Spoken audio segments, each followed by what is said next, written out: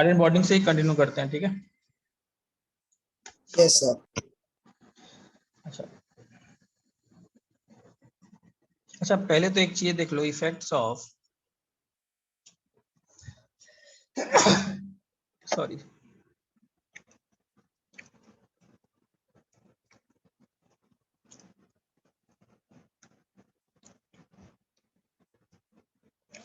Versus intramolecular.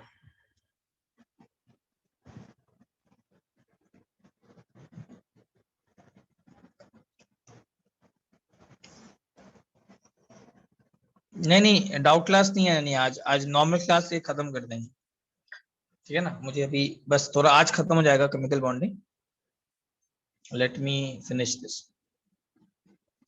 ठीक है। अच्छा इधर देखो, अच्छा इसमें देखो, जैसे एग्जाम्पल्स याद रखना, जैसे ये है तुम्हारा पैरानाइट्रोफिनॉल, इसमें इंट्रामोलिकुलर हाइड्रोजन बॉन्डिंग, और ये है तुम्हारा ऑर्थोनाइट्रोफिनॉल। अब ऑर्थोनाइट्रोफिनॉल में इंट्रामोलिकुलर तो नहीं है, बट ये इंटरमोलिकुलर है।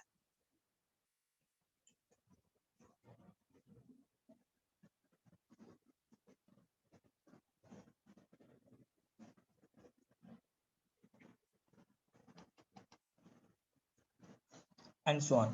तो इसमें देखो क्या होता है, इसमें इंटरमोलिकुलर है,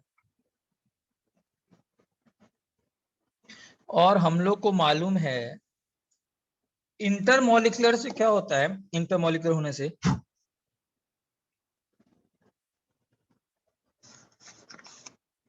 रुकिएगा, ये इंटरमोलिकुलर होने से क्या होता है, यहां पर एसोसिएशन ऑफ मॉलिक्यूल्स हो जाता है। एसोसिएशन ऑफ मॉलिक्यूल्स का मतलब बहुत सारे मॉलिक्यूल्स जुड़ चुके हैं, अटैच हो गए हैं एक दूसरे से, देख रहे हो कंटिन्यूसली चलते रहेगा। एज ए रिजल्ट अगर बॉइलिंग पॉइंट पूछा जाए, बॉइलिंग पॉइंट किसका ज्यादा है, ऑर्थो का कि पैरा का, तो आप आंसर दोगे बॉइलिंग पॉइंट पैरा का इंक्रीज है। रीजन यार, बॉइलिंग पॉइंट का मतलब क्या है, लिक्विड से गैस में बदलना, मतलब तुमको ये इंटरमोलिकुलर फोर्सेस ऑफ अट्रैक्शन को ब्रेक करना। लेकिन पैरानाइट्रोफिनॉल में इतने मॉलिक्यूल्स लाइंड अप हैं कि आपको हर एक मॉलिक्यूल को ब्रेक करने के लिए आपको एनर्जी देना पड़ेगा। देखो ना, हर एक मॉलिक्यूल के फोर्स ऑफ अट्रैक्शन को ब्रेक करना है, तो बॉइलिंग पॉइंट पैरा का ज्यादा हो जाता है इंट्रामोलिकुलर से, due to intermolecular hydrogen bonding.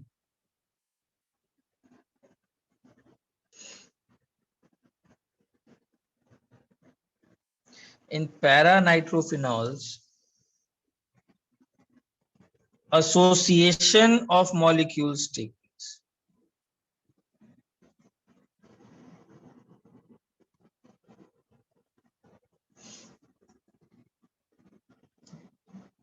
Therefore, more energy will be required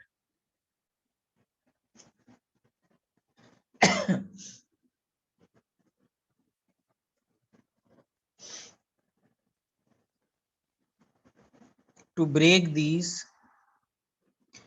intermolecular forces of attraction.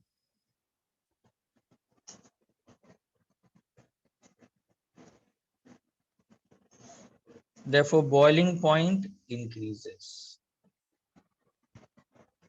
ठीक है। और इसको बोलते हैं ऑर्थोनाइट्रोफिनॉल। स्क्रीनशॉट लो।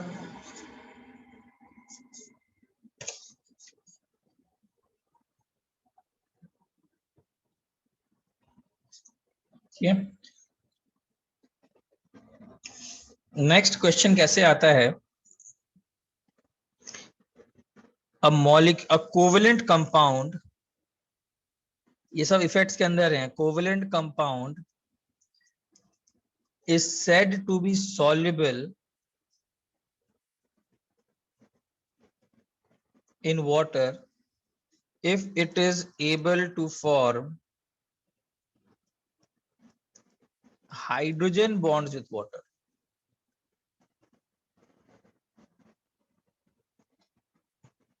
अब मुझे बताइए इन दोनों में से कौन पानी में सॉल्युबल होगा?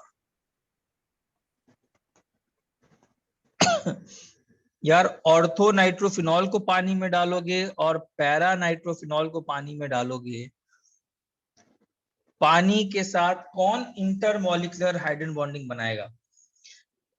ऑर्थो वाला तो बना ही नहीं पाएगा। रीजन यार ऑर्थो वाले का H तो खुद ही पैक्ड है ना, ये तो खुद ही अपने ही मॉलिक्यूल के अंदर बनाकर बैठा हुआ है। हाँ, ये H जो है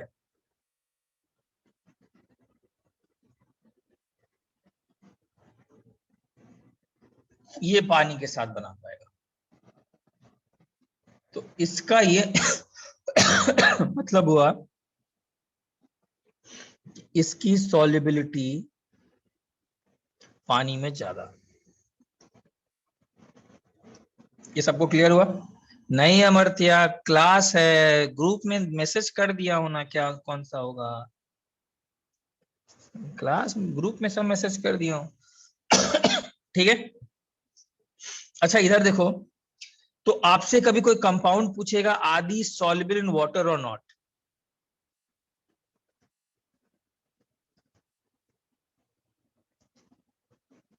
जैसे ROH बताओ सॉल्युबल होगा कि नहीं? कैसे चेक करेंगे? OH का वो है कि नहीं देखेंगे। ROH को पानी में डालोगे तो चेक करो ये पानी के साथ हाइड्रोजन बॉन्डिंग बनाता है कि नहीं। Alcohols are soluble.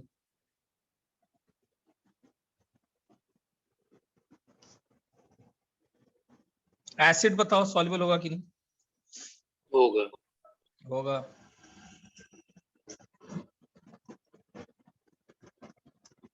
ये भी सॉल्युबल होगा।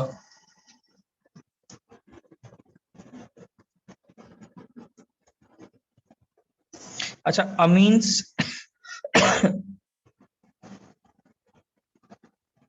ये भी सॉल्युबल होगा। ईथर, ध्यान दीजिएगा, ईथर के दो मॉलिक्यूल के बीच में इंटरमॉलिक्यूलर हाइड्रोजन बॉन्डिंग नहीं है, बट पानी में जाएगा तब तो बना ही देगा।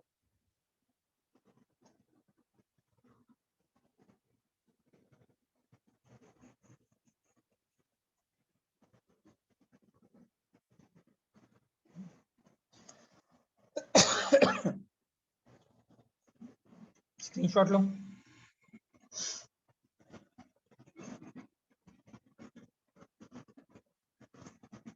ऑर्थो और पैरा में ज्यादा सॉल्युबल कौन?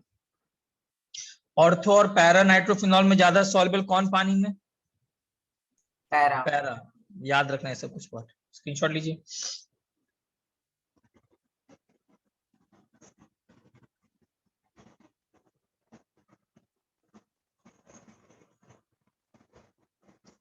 एक और एग्जांपल है,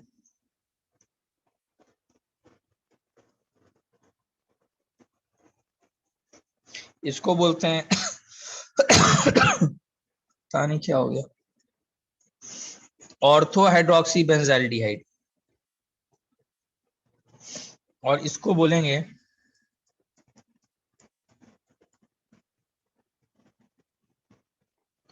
पैरा हाइड्रोक्सी बेंजाइल्डिहाइड।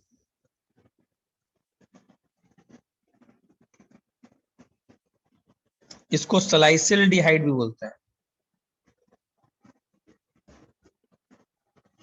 अच्छा किसमें इंट्रामॉलिक्यूलर हाइड्रोजन बॉन्डिंग होगा? इसमें इंट्रामॉलिक्यूलर।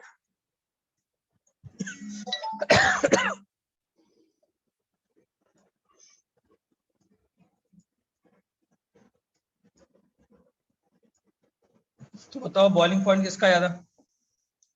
बॉइलिंग पॉइंट किसका ज्यादा होगा, या पानी में सॉल्युबल ज्यादा कौन होगा? यार जो इंट्रामॉलिक्यूलर है वो तो खुद ही अंदर में चलेशन के कारण उसका H फंस गया, तो वो H तो नहीं जाएगा पानी के साथ सॉल्युबल बनाने। ये चला जाता है, सर इसीलिए तो पानी में ज्यादा सॉल्युबल। इंट्रामोलिकुलर बॉन्डिंग का क्या फायदा है sir? Intramolecular intramolecular H bonding का क्या फायदा है सर? फायदा ये है कि यहाँ पर H के पास तो एक पार्शियल पॉजिटिव चार्ज है ना, और यहाँ पर नेगेटिव चार्ज है, तो प्लस और नेगेटिव एक दूसरे को न्यूट्रलाइज करने का कोशिश करेंगे ना, तो फिर फोर्स ऑफ अट्रैक्शन। तो जिनमें इंट्रामोलिकुलर है वो नॉन हाइड्रोजन बॉन्डिंग से ज्यादा स्टेबल होते हैं। हाँ, बिकॉज उसमें एक सामने में है ना, वो जस्ट बगल में है, तो उनको एक 5 मेंबर रिंग बनता है, स्टेबिलिटी ज्यादा मिलता है, प्लस बगल में भी है, बहुत स्ट्रॉन्ग फोर्स ऑफ अट्रैक्शन बनेगा, तो इसको ब्रेक करना थोड़ा मुश्किल है, और सर तो इतना फिर इंटर से मुश्किल। ज्यादा मुश्किल इंट्रा ब्रेक करना है। हाँ, यस यस, ठीक है। हाँ जन्मेजय, ठीक है, ये क्लियर है। तो ये पानी का सॉल्युबिलिटी ऐसे क्वेश्चन आता है।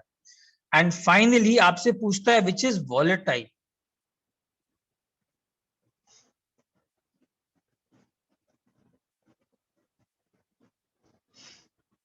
ऑर्थो नाइट्रोफिनॉल की पैरा नाइट्रोफिनॉल, बताओ आंसर क्या दोगे? अच्छा, वॉलेटाइल का क्या मतलब? जल्दी से एवापोरेट होना। That evaporates quickly. Boiling point come, volatile ज्यादा। और बॉइलिंग पॉइंट कम किसका है? अभी जस्ट बताए थे, ऑर्थो वाले का। This is more volatile.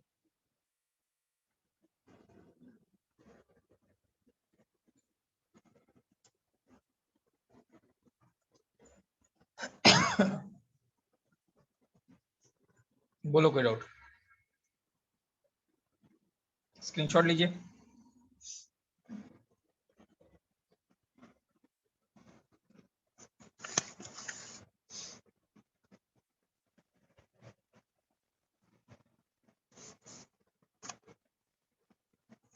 ठीक है, स्क्रीनशॉट ले लिया था ना सब लोग? कोई डाउट है पूछो अभी तक? No.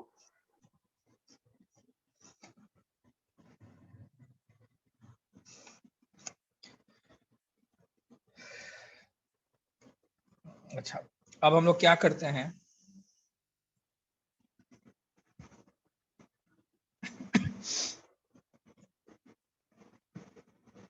अच्छा हाइड्रोजन बॉन्डिंग में एक चीज याद रखना, स्पेशल केस में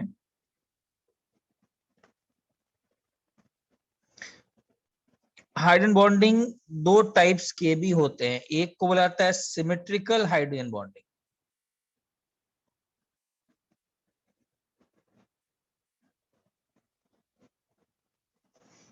एक को बोला जाता है नॉन सिमेट्रिकल। अब बोलोगे सर ये सिमेट्रिकल और नॉन सिमेट्रिकल क्या है? तो देखो, हाइड्रोजन बॉन्डिंग नॉन सिमेट्रिकल का मतलब है कि इधर देखो ध्यान से यार, अगर ये बॉन्ड लेंथ x है और ये बॉन्ड लेंथ y है, तो ज्यादा बड़ा कौन होगा बताओ? कौन जनरली ज्यादा स्ट्रॉन्ग होता है, हाइड्रोजन बॉन्डिंग की covalent bond? Covalent. Covalent bond ज्यादा स्ट्रॉन्ग होता है, तो बॉन्ड लेंथ किसका बड़ा होना चाहिए? Covalent. बॉन्ड लेंथ छोटा होना चाहिए ना यार। स्ट्रॉन्ग बॉन्ड का मतलब क्या है? बॉन्ड लेंथ छोटा, बहुत पास आकर के बॉन्ड बनाया होगा ना।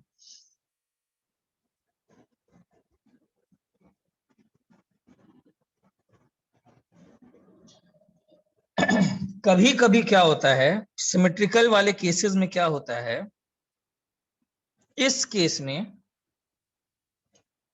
अगर x और y बॉन्ड लेंथ्स हैं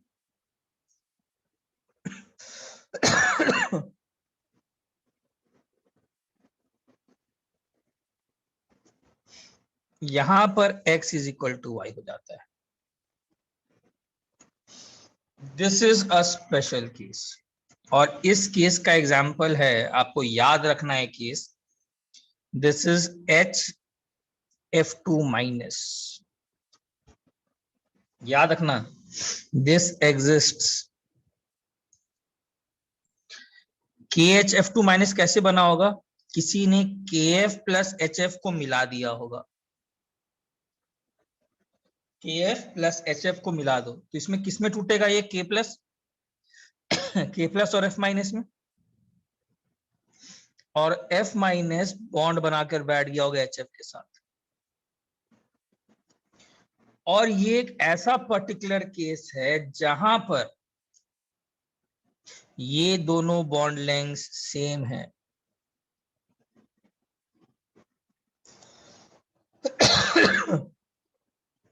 और इस पूरे को एक यूनिट का नाम देते हैं, जानते हो यूनिट का नाम? इस पूरे मॉलिक्यूल को HF2 माइनस बोलते हैं। इसीलिए क्वेश्चन याद रखिएगा KHF2 माइनस एग्जिस्ट्स।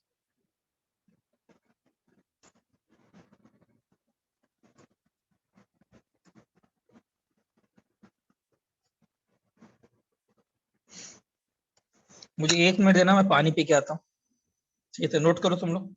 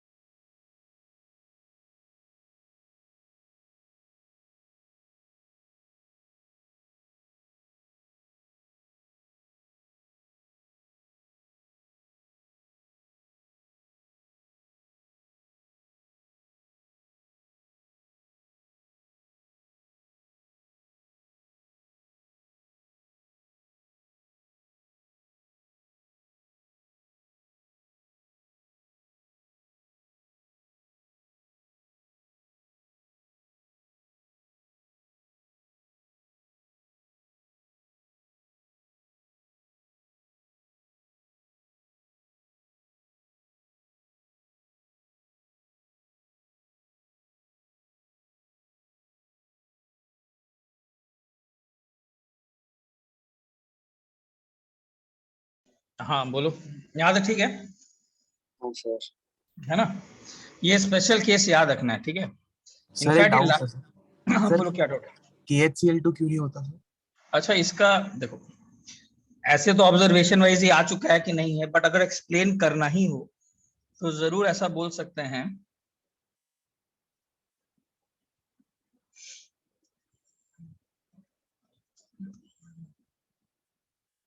कि Cl इतना ज्यादा इलेक्ट्रोनेगेटिव तो है नहीं, इतना ज्यादा पार्शियल पॉजिटिव चार्ज नहीं आया होगा,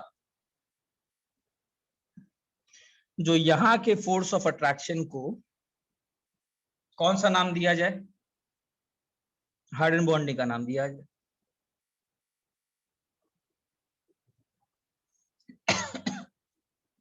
अरे यार, हुआ क्या होगा, लोगों साइंटिस्ट लोग ने किसी को हाइड्रोजन बॉन्डिंग बोला होगा, किसी को नहीं बोला होगा, किस बेसिस पर? देखा होगा कि इसका कितना एनर्जी है, कितना एनर्जी इस पर्टिकुलर बॉन्ड का। उन्होंने देखा कि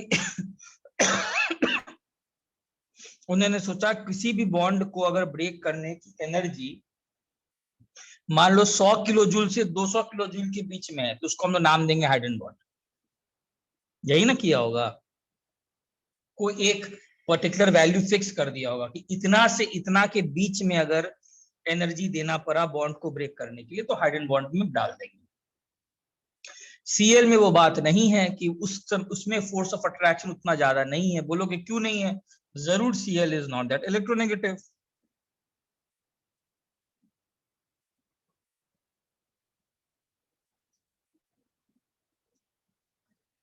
Cl उतना ज्यादा इलेक्ट्रोनेगेटिव है नहीं,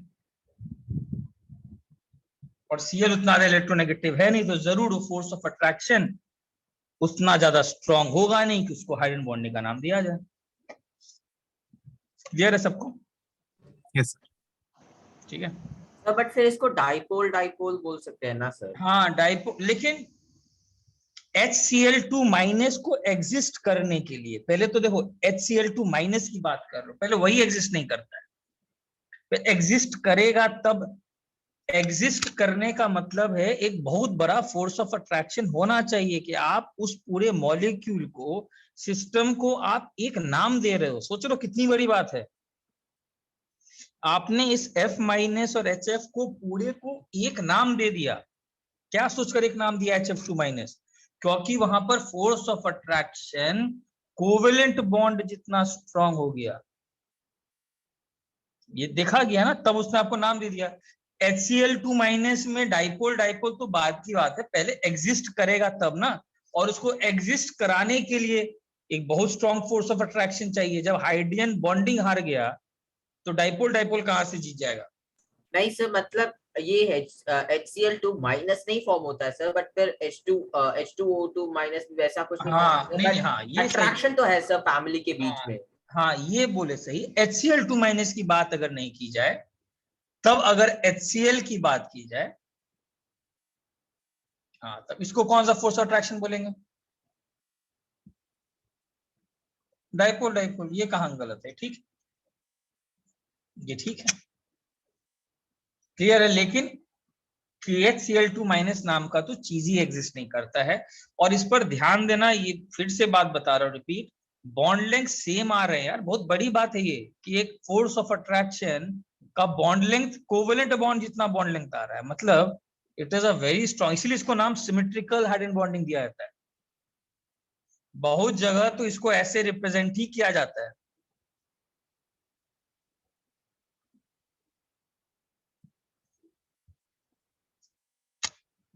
बहुत जगह तो ऐसे ही रिप्रेजेंट कर दिया जाता है क्योंकि दोनों एनर्जी सेम है। ठीक है, चलो आगे बढ़ूं।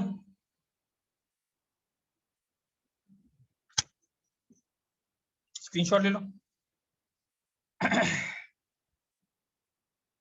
अच्छा, अब इसमें कुछ देख लेते हैं, केसेस वाइज आप लोग को जानना है।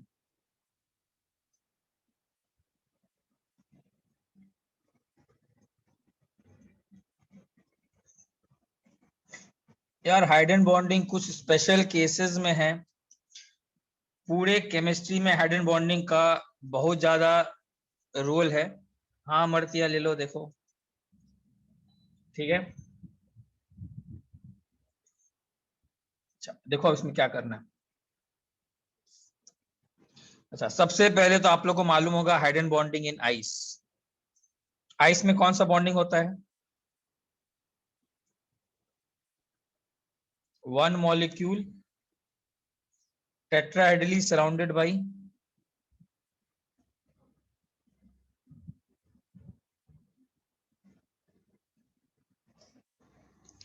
ये सब फैक्चुअल चीजें हैं यार, सब याद रखना, ठीक है ना, सब याद रखना है। बाई 4 मॉलिक्यूल्स ऑफ वाटर, इस टाइप से।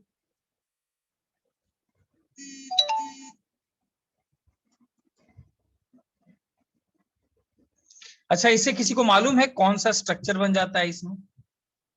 इसके कारण कैविटीज क्रिएट हो जाते हैं साथ में आइस में, और इसको कौन सा स्ट्रक्चर बोलते हैं? दिस इज नोन एज, यहां पर कैविटीज क्रिएट हो जाते हैं, टेट्राहेड्रल स्ट्रक्चर है ये। और एक पानी कितने से सराउंडेड है? एक पानी कितने से सराउंडेड है? 4 वाटर मॉलिक्यूल से, याद रखना। देयर आर कैविटीज क्रिएटेड, इसीलिए इसको कौन सा नाम बोला जाता है आइस में? This is cage like structure. Sir, ये तो आइस क्रिस्टल्स हो गए ना। हाँ वही, due to hydrogen bonding cavities are developed,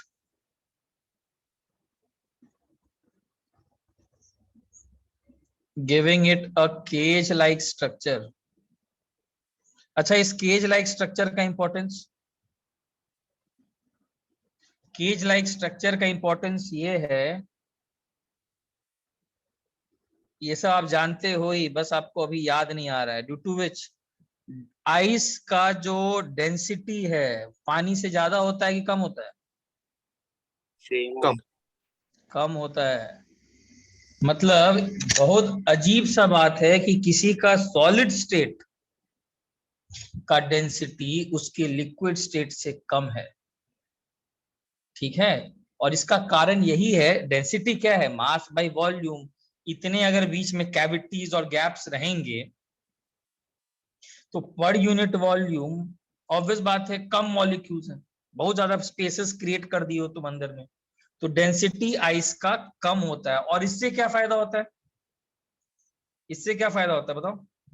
ice float करता है पानी। तो विंटर में हाँ। मतलब पूरा सी फ्रीज नहीं होता है। Yes yes yes, very good. पूरा मालूम ही होगा, विंटर में पूरा मेरीन लाइफ जो है, इसीलिए अदरवाइज एक बार जब ऊपर में आइस बन गया तो सिंक नहीं करता है, नहीं तो ऊपर का लेयर तो ठंडे रीजन में बन जाएगा, जम जाएगा। लेकिन चूंकि डेंसिटी ऑफ आइस पानी से कम है, ये सिंक नहीं करता है। अदरवाइज क्या होगा, अगर समुद्र में देखा जाए सी वाटर में, तो ये सरफेस तो जम जाएगा पूरा आइस में। और अगर इसका डेंसिटी ज्यादा होता तो ये तो सॉलिड होता ही, नीचे चला जाता, नीचे वाला पार्ट एक्सपोज हो जाता सरफेस को, फिर से वो जम जाता। ऐसे करके थ्रू आउट पूरा सिस्टम ही बर्फ बन जाता और मेरीन एनवायरनमेंट नाम का चीज दुनिया में नहीं रहता। बट चूंकि डेंसिटी आइस का पानी से कम है, इसीलिए ऊपर वाला जम करके भी नीचे नहीं जाता है और पूरा मेरीन एनवायरनमेंट यहाँ पर आराम से बैठा हुआ है, मस्ती मार रहा है। क्लियर है? सब मतलब मेरीन एनवायरनमेंट बना ही इसीलिए क्योंकि मतलब आइस का ये प्रॉपर्टी है। यस। और ये भी आइस का प्रॉपर्टी, मतलब सोच लो ईश्वर सर का। यहाँ पे फिर ये बोलो। कैविटीज क्या वैक्यूम है सर कि उनमें एयर होता है? वैक्यूम नहीं बोलेंगे, मतलब बेसिकली मॉलिक्यूल्स वहां नहीं है, मॉलिक्यूल्स नहीं। वैक्यूम क्या, जगह जैसे स्पेस बोल दो, हवा तो है ही, ठीक है। अच्छा, और जब आइस को मेल्ट करते हैं तो ये हाइड्रोजन बॉन्ड्स क्या होते हैं? ये टूटते हैं। टूटेंगे तो क्या होगा? ये हाइड्रोजन बॉन्ड्स टूटेंगे तो होता क्या है, ये कैविटीज जो हैं वो डिक्रीज करें। अरे यार, इनको दूर दूर बांध के रखा कौन था? Hydrogen bonding. अब जैसी कैविटीज डिक्रीज करेंगे, मॉलिक्यूल इन कैविटीज को भरना स्टार्ट करेंगे।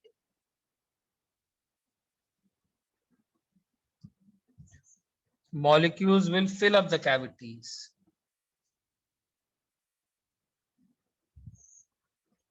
As a result क्या होगा? डेंसिटी क्या होगा?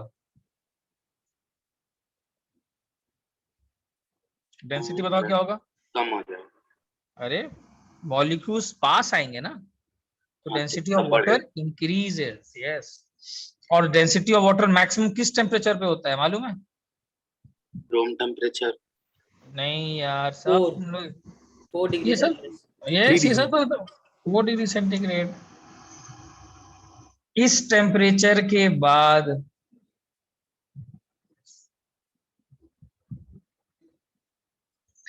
पानी का डेंसिटी डिक्रीज करता है। क्यों? बिकॉज अब ज्यादा हीट करते रहोगे तो एक सर्टेन पॉइंट के बाद तो यार थर्मल एक्सपेंशन भी आएगा।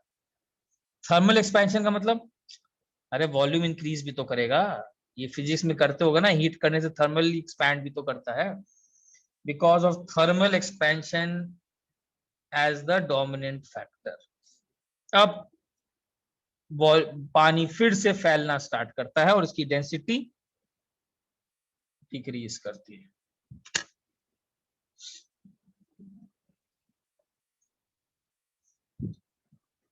स्क्रीनशॉट लो।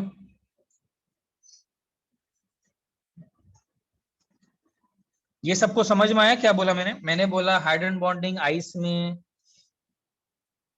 एक molecule tetrahedrally surrounded by 4 molecules. Hydrogen bonding देख रहे हो, बीच में कैविटीज आ जाते हैं। कैविटीज आने से डेंसिटी कम हो जाता है, जिसके कारण एंटायर मरीन लाइफ जो जी पाता है।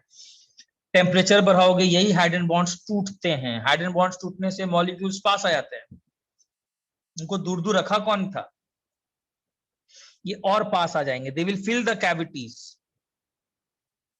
डेंसिटी इंक्रीज करेगा और डेंसिटी 4 डिग्री सेंटीग्रेड तक मैक्सिमम जाएगा, उसके बाद डेंसिटी पानी का कम होगा। ठीक है, अच्छा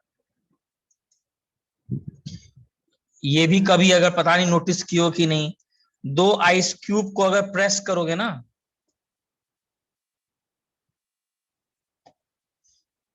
वो ज्वाइन हो जाते हैं। कहते हैं हाँ। इसका कारण भी क्या है? Hydrogen bonding. ये तो घर में एक्सपेरिमेंट भी कर सकते हो, 2 आइस क्यूब लो, ज्वाइन करो, देखोगे बड़ा सा एक आइस क्यूब बन जाएगा। अच्छा D2O क्या बोलते हैं D2O को? Heavy water, deuterium dioxide. Heavy water, yes. This is heavy water and this is H2O. अच्छा, इसमें याद रखना इलेक्ट्रोनेगेटिविटी ड्यूटेरियम का इलेक्ट्रोनेगेटिविटी हाइड्रोजन से कम होता है। ये याद रखिएगा। तो मुझे बताइए ज्यादा स्ट्रॉन्गर बॉन्ड्स कौन बनाएगा? इलेक्ट्रोनेगेटिव डिफरेंस कहां पर ज्यादा होगा, D2O में कि H2O में? कहां पर ज्यादा इलेक्ट्रोनेगेटिविटी डिफरेंस है? D2O। D2O में electronegativity difference is more. Electronegativity of oxygen minus electron deuterium. तो electronegativity difference in D2O is more. तो ज्यादा स्ट्रॉन्गर ड्यूटेरियम बॉन्ड्स, पानी में हाइड्रोजन बॉन्ड्स बोल देते हैं, ड्यूटेरियम में ड्यूटेरियम बॉन्ड्स बोल देते हैं, which will form stronger deuterium bonds.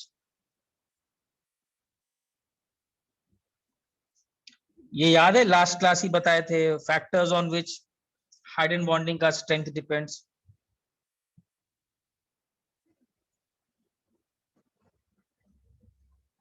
ठीक है, ये याद रखना।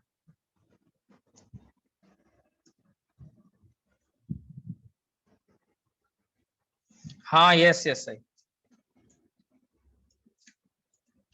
ठीक है, तो D2O जो है वो ज्यादा स्ट्रॉन्गर बॉन्ड्स बनाता है। तो मुझे एक बताइए, एक चीज बताइए, D2O सॉलिड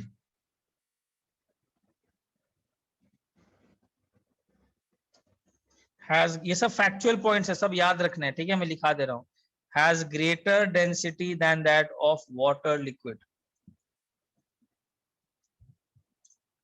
ये तो है ठीक है, water.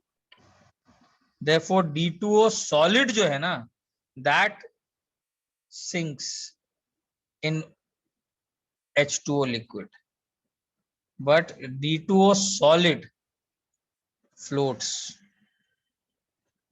in D2O liquid. Sir आपने लिखा है, okay okay sir, yes sir.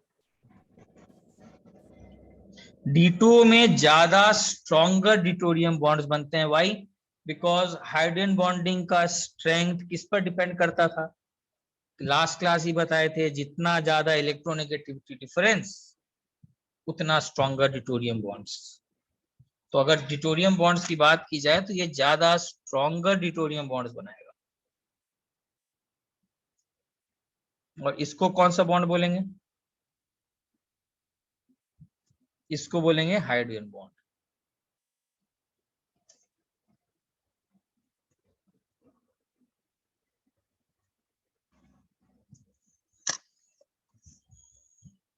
Clear है?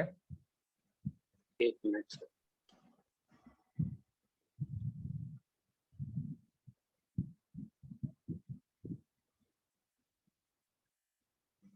स्क्रीनशॉट लो।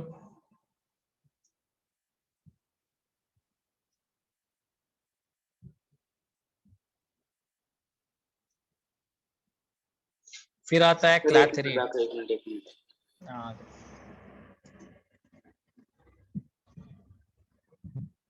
हो गया। ठीक है, फिर आता है क्लैथरेट।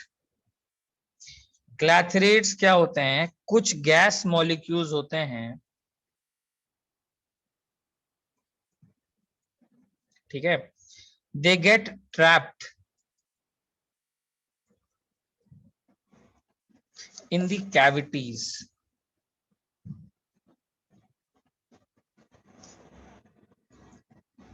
Of solid ice.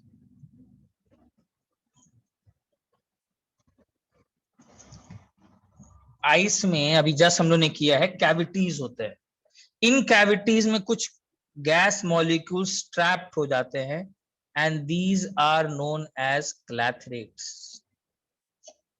ये सब आपको हाइड्रोजन बॉन्डिंग बहुत ज्यादा आगे जा करके केमिस्ट्री में बहुत जगह है, ठीक है। मैं तो कुछ इंपॉर्टेंट एग्जांपल्स दे रहा हूं, जैसे सर्टेन गैस मॉलिक्यूल्स का एग्जांपल जिनॉन, ये ट्रैप्ड हो जाते हैं। और इसमें याद रखना important point, helium and neon clathrates नहीं बनाते। राइस को भी यहाँ पे क्विनॉल बोला है क्या? नहीं, आइस को किनॉल का स्ट्रक्चर ये होता है। मतलब डिफरेंट है ना दोनों का? हाँ डिफरेंट, दिस इज किनॉल, ठीक है। और गैसेस कौन से हैं बोलोगे सर, जिनॉन है, क्रिप्टन है, याद रखना ये सब गैसेस ट्रैप्ड हो जाते हैं, ठीक है। अभी के लिए इतना याद रखना, मेरे ख्याल से दिस इज सफिशिएंट, ठीक है। और helium and neon do not form clathrates. Weak dispersion forces exist between trapped gas molecule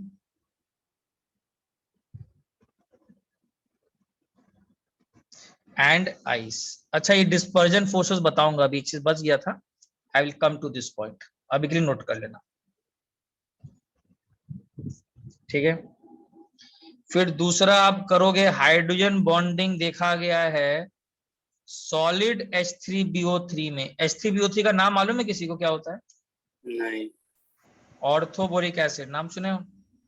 नहीं।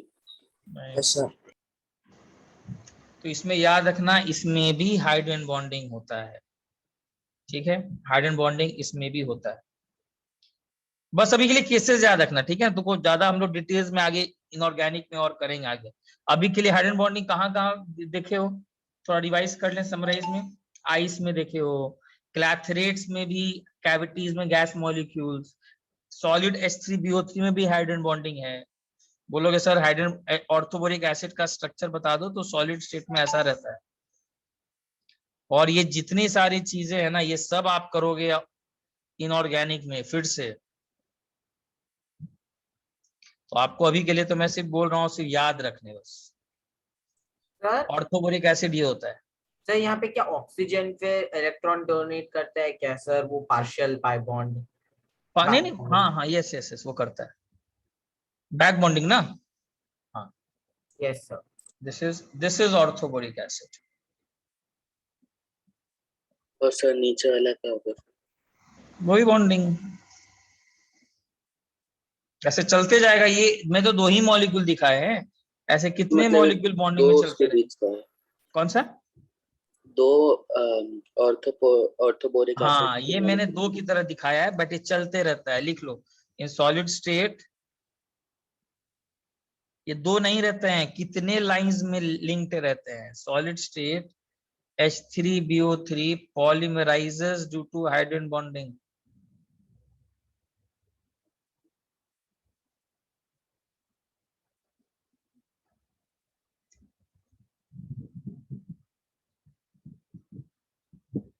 स्क्रीनशॉट लो। सर यहाँ पे ऑर्थोबोरिक एसिड में मतलब लिक्विड सॉलिड दोनों स्टेट्स में हाइड्रोजन बॉन्डिंग होता है ना सर? हाँ, लेकिन लिक्विड स्टेट में थोड़ा कम पाया गया है, सॉलिड स्टेट में ज्यादा पाया गया है।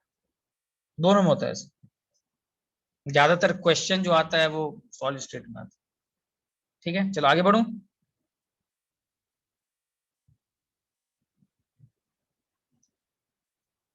दूसरा याद रखना, KSCO3 में all things are to be memorized. कृपया अभी लॉजिक नहीं, सब ऑब्जर्वेशंस हैं, ये पूरा आपको याद रखना है कि KSCO3 में कैसा होता है। KSCO3 का स्ट्रक्चर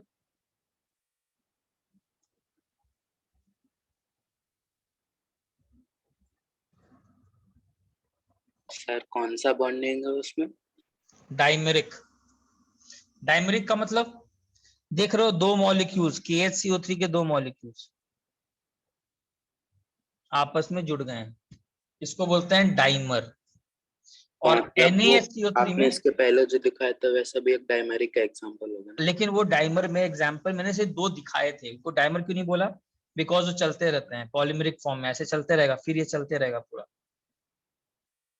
यहाँ पर तो दो ही हैं, यहाँ पर दो नहीं थे, मैंने दो दिखाए थे, तो इन दो को अगर देखो तो डाइमेरिक बोल सकते हो, लेकिन यहाँ मत बोल देना is hydrogen bonding in solid H3PO3 dimeric, no, it is polymeric. Polymeric का क्या मतलब? बहुत सारे लाइन में जुड़ गए हैं, बहुत मतलब सारे। कंटेनर्स चलते जाएंगे, हाँ, चलते रहता है, ठीक है। बट उसमें दो का सेट रहता है एक। हाँ, इसमें दो का सेट रहता है। और HCO3 में देर इज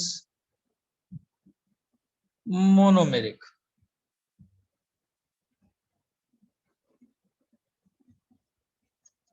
बॉन्डिंग ऐसे चलते रहते हैं।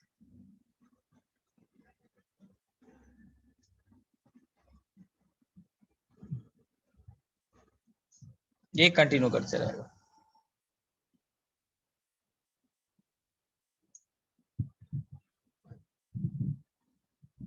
ठीक है।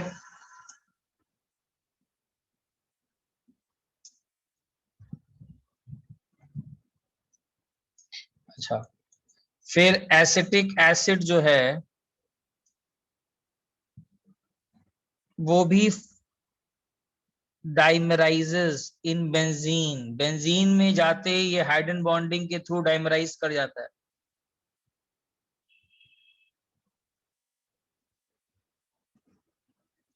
And in non polar solvent. पूरी केमिस्ट्री इस हाइड्रोजन बॉन्डिंग से ना भरी पड़ी है, मैं तो कुछ एग्जाम्पल्स दे रहा हूँ। पूरी केमिस्ट्री कितना ज्यादा तुम इसको ऑर्गेनिक में देखोगे, हर जगह देखोगे इसको। This is intermolecular hydrogen bonding. Sir तो हाइड्रोजन बॉन्डिंग के लिए एक सेपरेट चैप्टर क्यों नहीं है सर? सेपरेट इसीलिए नहीं रहता है बिकॉज वो ऐसे करेगा तब तो सिलेबस ही खत्म नहीं होता है ना, इसीलिए आपको एक साथ उतना टेंशन ना दे। सर है तो सेपरेट सर हाइड्रोजन। नहीं नहीं, सेपरेट इन द सेंस ऐसे कर देते हैं ना, ज्यादा एक साथ क्या पढ़ने का जरूरत। ग्रुप 1 पढ़ाई करना, ग्रुप 1 में क्या आएगा, पोटेशियम सोडियम पढ़ोगे, NaSCO3 और KHCO3 के बारे में पढ़ाई करोगे हाइड्रोजन बॉन्डिंग। ग्रुप 2 में भी पढ़ोगे हाइड्रोजन बॉन्डिंग, फिर ग्रुप 3 पूरा पढ़ोगे ऑर्थोबोरिक एसिड, वहां भी हाइड्रोजन बॉन्डिंग आएगा। ग्रुप 4 में भी कुछ पढ़ोगे तो आएगा। तो ऐसे करके पढ़ाई करना ज्यादा बेटर है ना, आइडिया ले करके इंडिविजुअली पढ़ाई करना ज्यादा बेटर है ना। चलो आगे बढ़ूं, स्क्रीनशॉट लो। CH3COH भी क्या देखा गया है कि उसके भी दो मॉलिक्यूल्स क्या करते हैं, डाइमराइज कर जाते हैं। डाइमराइज का मतलब दो मॉलिक्यूल आपस में जुड़ जाते हैं, सर किस ये चीज से? पोलर सॉल्वेंट में लेकिन क्या करता है सर? पोलर सॉल्वेंट तो टूट जाता है, एसिड है ओके सर। उसमें, तो ये एसिड है, टूट जाता है। ये इक्विलिब्रियम करोगे, वीक एसिड्स होते हैं उसमें तो टूट ही गए। इनमें थोड़ा सा डाइमराइज कर देता है। क्लियर है? तो हाइड्रोजन बॉन्डिंग आपको कहाँ कहाँ दिखाई पड़ा, कितनी सारी चीजों में आपको हाइड्रोजन बॉन्डिंग दिखाई पड़ा होगा। कहाँ कहाँ पर डिवाइस कर लेते हैं, क्लैथरेट्स एग्जाम्पल हो गए, आइस हो गया, सॉलिड H3PO3 हो गया, NaSCO3 हो गया, मोनोमेरिक वाला पार्ट हो गया। ठीक है, सब में आपको हाइड्रोजन बॉन्डिंग। चलो आगे बढ़ूं। अच्छा, अब देखो एक और चीज आता है,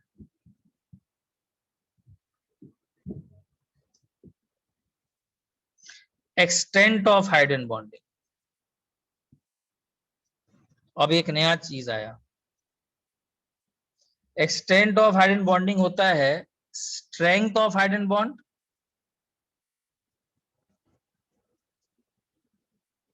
multiplied by number of hydrogen bonds.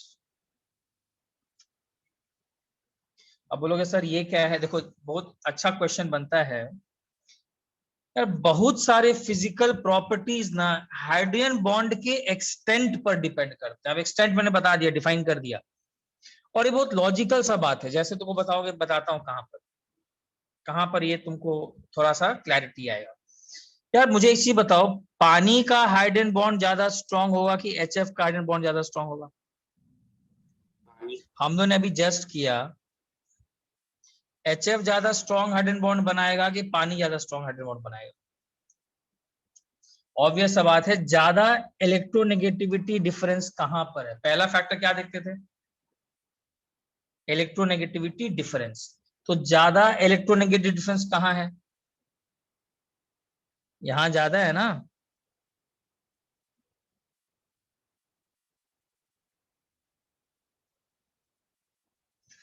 तो अगर सिर्फ स्ट्रेंथ की बात की जाए, सिर्फ स्ट्रेंथ, तब तो यार HF जीत जाएगा, बाजी मार लेगा HF।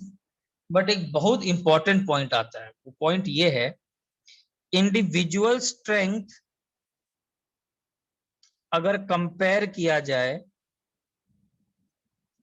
तो यार individual strength of hydrogen bond in HF is greater, ये तो कोई डाउट नहीं है। बट बॉइलिंग पॉइंट जानते हो किसका ज्यादा होता है? पानी का। पानी का। अब ये अजीब सा बात है, क्योंकि बॉइलिंग पॉइंट जो है, बॉइलिंग पॉइंट का मतलब क्या? लिक्विड को गैस में बदलना। मतलब आपको जरूर इन फोर्सेस ऑफ अट्रैक्शन को क्या करना होगा? रिमूव। रिमूव करना ओवरकम पड़ेगा, तभी ओवरकम। ना वो जाकर के उड़ करके जाएंगे वेपर फेज में। अब प्रॉब्लम देखो क्या होता है, इंडिविजुअली HF जो है उसका स्ट्रेंथ जरूर ऊपर है, बट वो इसीलिए हारता है क्योंकि पानी का extent of hydrogen bonding is more. अब बोलोगे सर ये क्यों?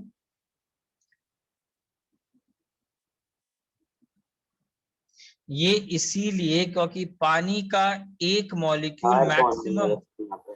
4 मॉलिक्यूल, बिकॉज एक मॉलिक्यूल पानी का मैक्सिमम कितने हाइड्रोजन बॉन्ड्स बनाता है?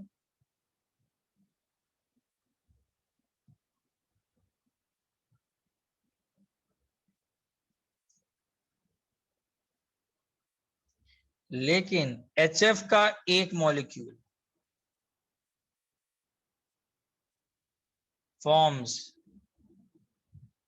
only one hydrogen bond या 2 हाइड्रोजन बॉन्ड्स।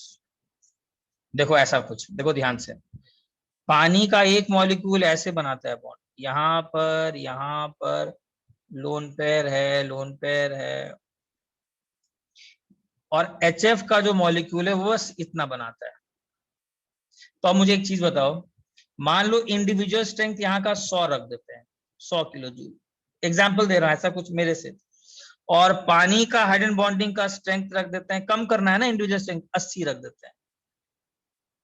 फिर भी इस पानी को अगर आपको वेपर फेज में ले जाना है तो कितना एनर्जी प्रोवाइड करना पड़ेगा? ये कितने लोगों से जुड़ा हुआ है? 4 लोगों से जुड़ा हुआ है, तो आपको यहाँ पर कितना एनर्जी एक्चुअली प्रोवाइड करना पड़ गया? 320। अरे इतना टेम्परेचर दोगे, बढ़ाओगे बॉइलिंग पॉइंट, हाइड्रोजन बॉन्ड्स को ब्रेक करोगे, और HF में आपको सिर्फ कितना सप्लाई करना पड़ गया? 200। 200। तो इंडिविजुअल स्ट्रेंथ भले ही HF का ज्यादा, लेकिन आपको किसमें ज्यादा दिक्कत आया उसको लिक्विड से वेपर फेज में पहुंचाने के लिए? आपको ज्यादा दिक्कत पानी में आया। क्यों? बिकॉज पानी में एक्सटेंट ज्यादा है, और एक्सटेंट किन 2 फैक्टर्स पे डिपेंड करता है? एक्सटेंट डिपेंड करता है अपना इंडिविजुअल स्ट्रेंथ तो है ही, साथ में नंबर ऑफ हाइड्रोजन बॉन्ड्स, कितने हाइड्रोजन बॉन्ड्स, इस पर एक्सटेंट डिपेंड करता है, कितने नंबर ऑफ हाइड्रोजन बॉन्ड ज्यादा पानी बनाता है कंपेयर टू HF। सबको क्लियर है? ये वही सेम काम हो गया कि आपका रिजल्ट आपके एक्सटेंट ऑफ पढ़ाई पर डिपेंड करता है। एक्सटेंट ऑफ पढ़ाई कैसे डिफाइन करें? इंडिविजुअल कॉन्सेंट्रेशन इनटू स्ट्रेंथ, मतलब कितना आपने इफेक्टिवली पढ़ाई किया, इनटू नंबर ऑफ आवर्स। दोनों फैक्टर। कोई बोलेगा सर मैं एक ही घंटा बहुत कंसंट्रेशन से पढ़ता हूँ पूरे दिन में, तुम्हारा भी नहीं होने वाला है। कोई बोलेगा सर मैं 10 घंटा पढ़ता हूँ बट कंसंट्रेशन से नहीं पढ़ता हूँ, उसका भी नहीं होने वाला है। दोनों ही एक्सट्रीम्स गलत है। जो एवरेज में दोनों को बैलेंस करेगा कि सर मैं एक सर्टेन लेवल के आवर्स भी पुट करता हूं, number quantity multiplied by quality, और सर क्वालिटी वाइज ही पढ़ाई करता हूं, उस समय किसी से बातचीत नहीं, पूरा कंसंट्रेशन सब कुछ कर रहा हूं, तो जाकर के रिजल्ट निकलता है। Similarly extent of hydrogen bond in दो फैक्टर्स पर, स्ट्रेंथ का मतलब क्वालिटी और इसका मतलब क्वांटिटी। जब तक क्वालिटी और क्वांटिटी नहीं मिलेंगे जीत नहीं पाओगे। ये पहले क्लियर है सबको, समझ में आया क्या कॉन्सेप्ट इसका? तो बॉइलिंग पॉइंट जो होता है वो H2O का HF से ज्यादा है because of this particular reason. Screenshot लो।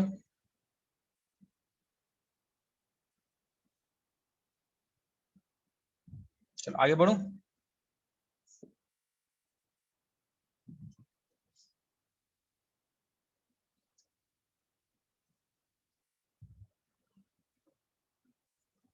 चलो एक और चीज देख लेते हैं। अच्छा एक और चीज होता है एक्सटेंट ऑफ हाइड्रोजन बॉन्डिंग, इसमें ध्यान देना।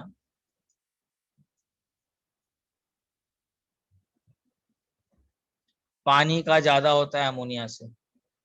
यहाँ पर 4 हाइड्रोजन बॉन्ड बनता है पर मॉलिक्यूल,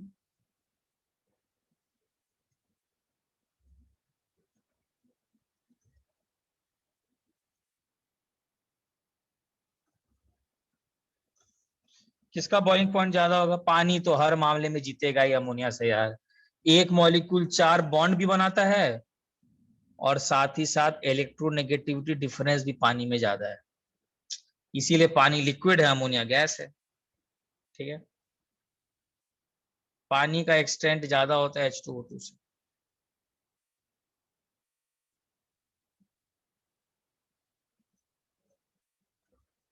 सर H2O2 कितना बनाता है सर? H2O2 भी 4 बनाता है पर मॉलिक्यूल।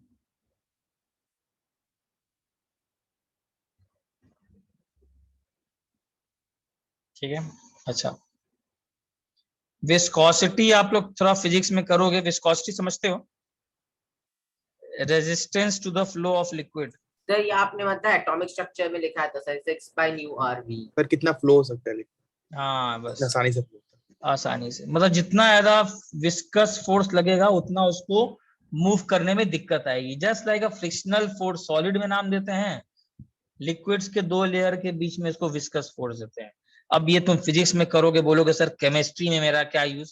तो केमिस्ट्री में आपका यूज ये है कि आपको याद रखना है जितना ज्यादा इंटरमॉलिक्यूलर फोर्सेस ऑफ अट्रैक्शन होगा,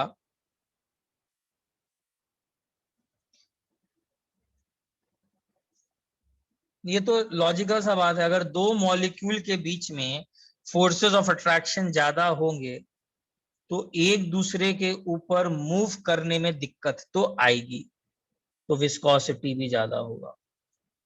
दो लेयर्स को ही मूव करना है ना, और इसमें ज्यादा फोर्स ऑफ अट्रैक्शन है तो मूव करने में दिक्कत आएगा।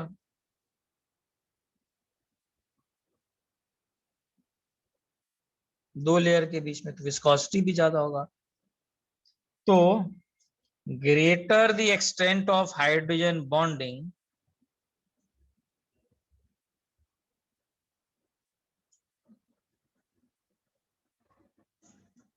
More is viscosity. और इसका परफेक्ट एग्जांपल है, इस मॉलिक्यूल का नाम सुने हो? इसका नाम होता है ग्लिसरॉल। कितना ज्यादा हाइड्रोजन बॉन्डिंग बनाता है, देख रहे हो कितने साइट्स हैं, 2 लोन पेयर है, एक H है, 2 लोन पेयर है, एक H है। कितना ये ग्लिसरॉल के 2 मॉलिक्यूल्स के बीच में कितना फोर्स ऑफ अट्रैक्शन होगा। Hence it is a highly viscous liquid.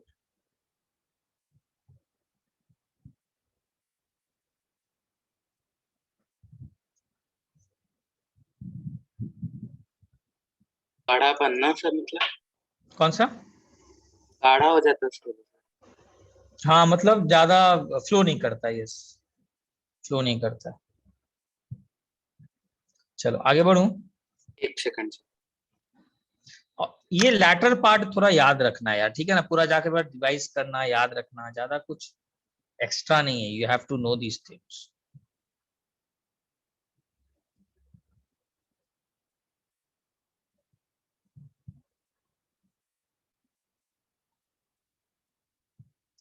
यार अब इम्पोर्टेंस ऑफ हाइड, ये मैं मुझे अब उतना ये तो यार तुम लोग को याद है तो सर तुम एक लोग से। सेकंड, आप प्रीवियस पेज जा सकते हैं हाँ सर। लो प्रीवियस पेज।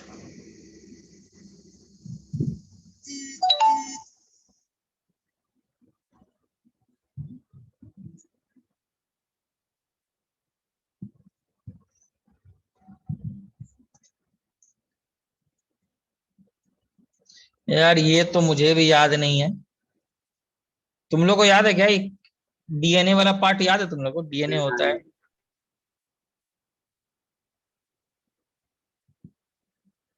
और डीएनए में स्ट्रैंड्स को कौन बांध करके रखता है? अरे थोड़ा सा तो बायो में रटा ही होगा। ये कौन से स्ट्रैंड्स हैं? Sir ATGC।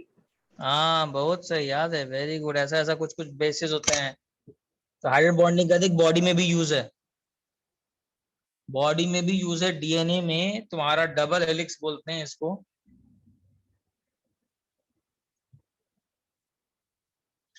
और मुझे ज्यादा तो आइडिया नहीं है मेडिकल का, तो ऑब्वियस बात है, नहीं हूँ डॉक्टर थोड़े ना हूँ।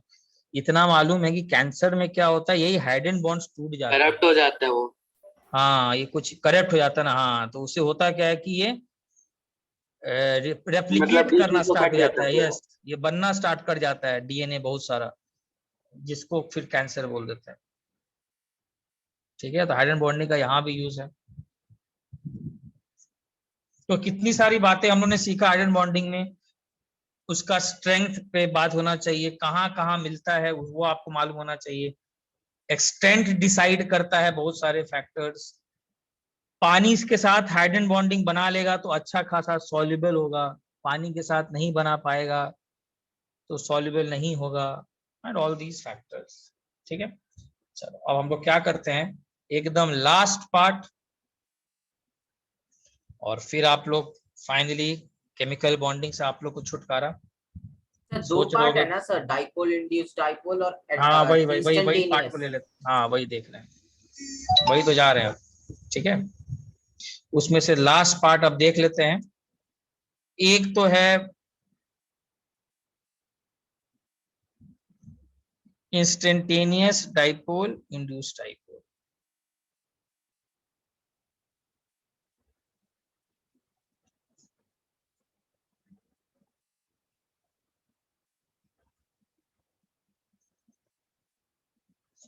ये भी एक फोर्स ऑफ अट्रैक्शन है ये।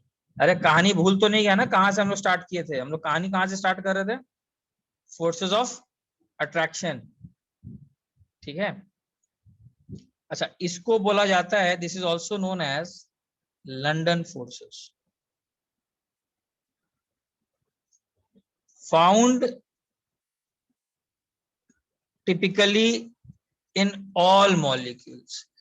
दुनिया में किसी दो मॉलिक्यूल के बीच में, किसी भी दो मॉलिक्यूल के बीच में जो फोर्स ऑफ अट्रैक्शन है, इसको हम लोग क्या बोलते हैं, ये मिल सकता है। हाउएवर इट इज डोमिनेंट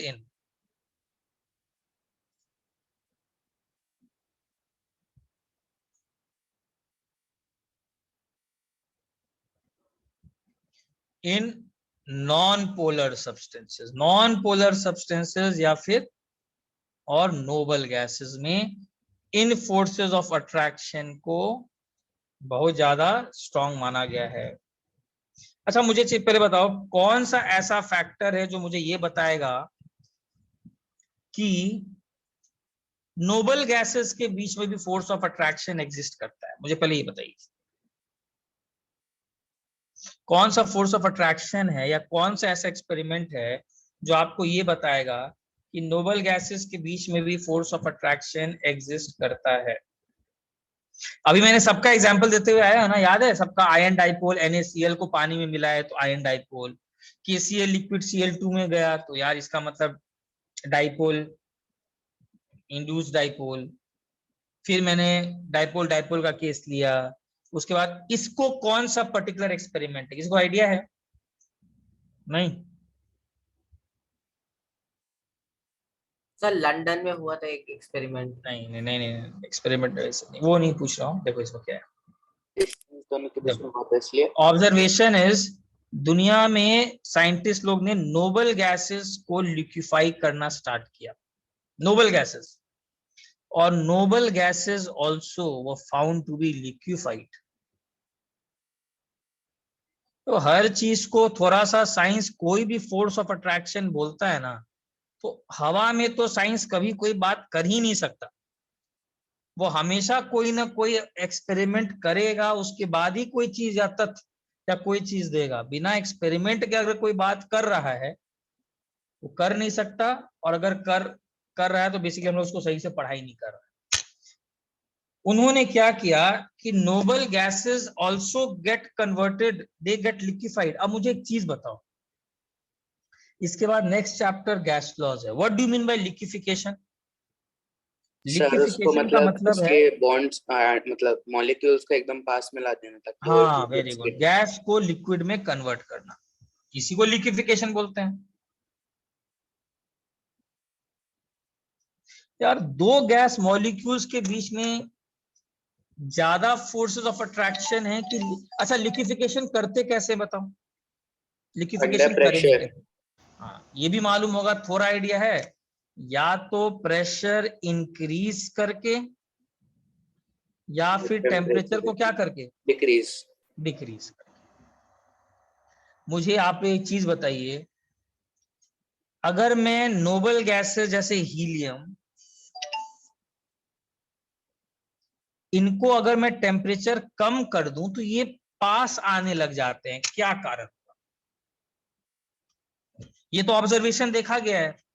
अरे तो अभी हम लोगों ने देखा ना, हीलियम को साइंटिस्ट लोग लिक्विफाई कर पाए, भले ही डिफिकल्ट है, कर तो पाए। अब उनके दिमाग में सबसे पहला बात आया कि यार टेम्परेचर कम करने से ये लिक्विफाई क्यों हुए? क्या इसका आंसर हो सकता है? टेम्परेचर कम करने से ये लिक्विफाई पास क्यों आए? वही क्यों आए? Because energy come, force of आपने अट्रैक्शन बढ़ गया। उनके बीच में जो फोर्सेस ऑफ अट्रैक्शन है उनको इंक्रीज कर दिया। सर वॉल्यूम कम हुआ मतलब तो फिर फोर्स ऑफ अट्रैक्शन भी बढ़ गया। आपने फोर्सेस ऑफ अट्रैक्शन को बढ़ा दिया। फोर्सेस ऑफ अट्रैक्शन को बढ़ाने का मतलब,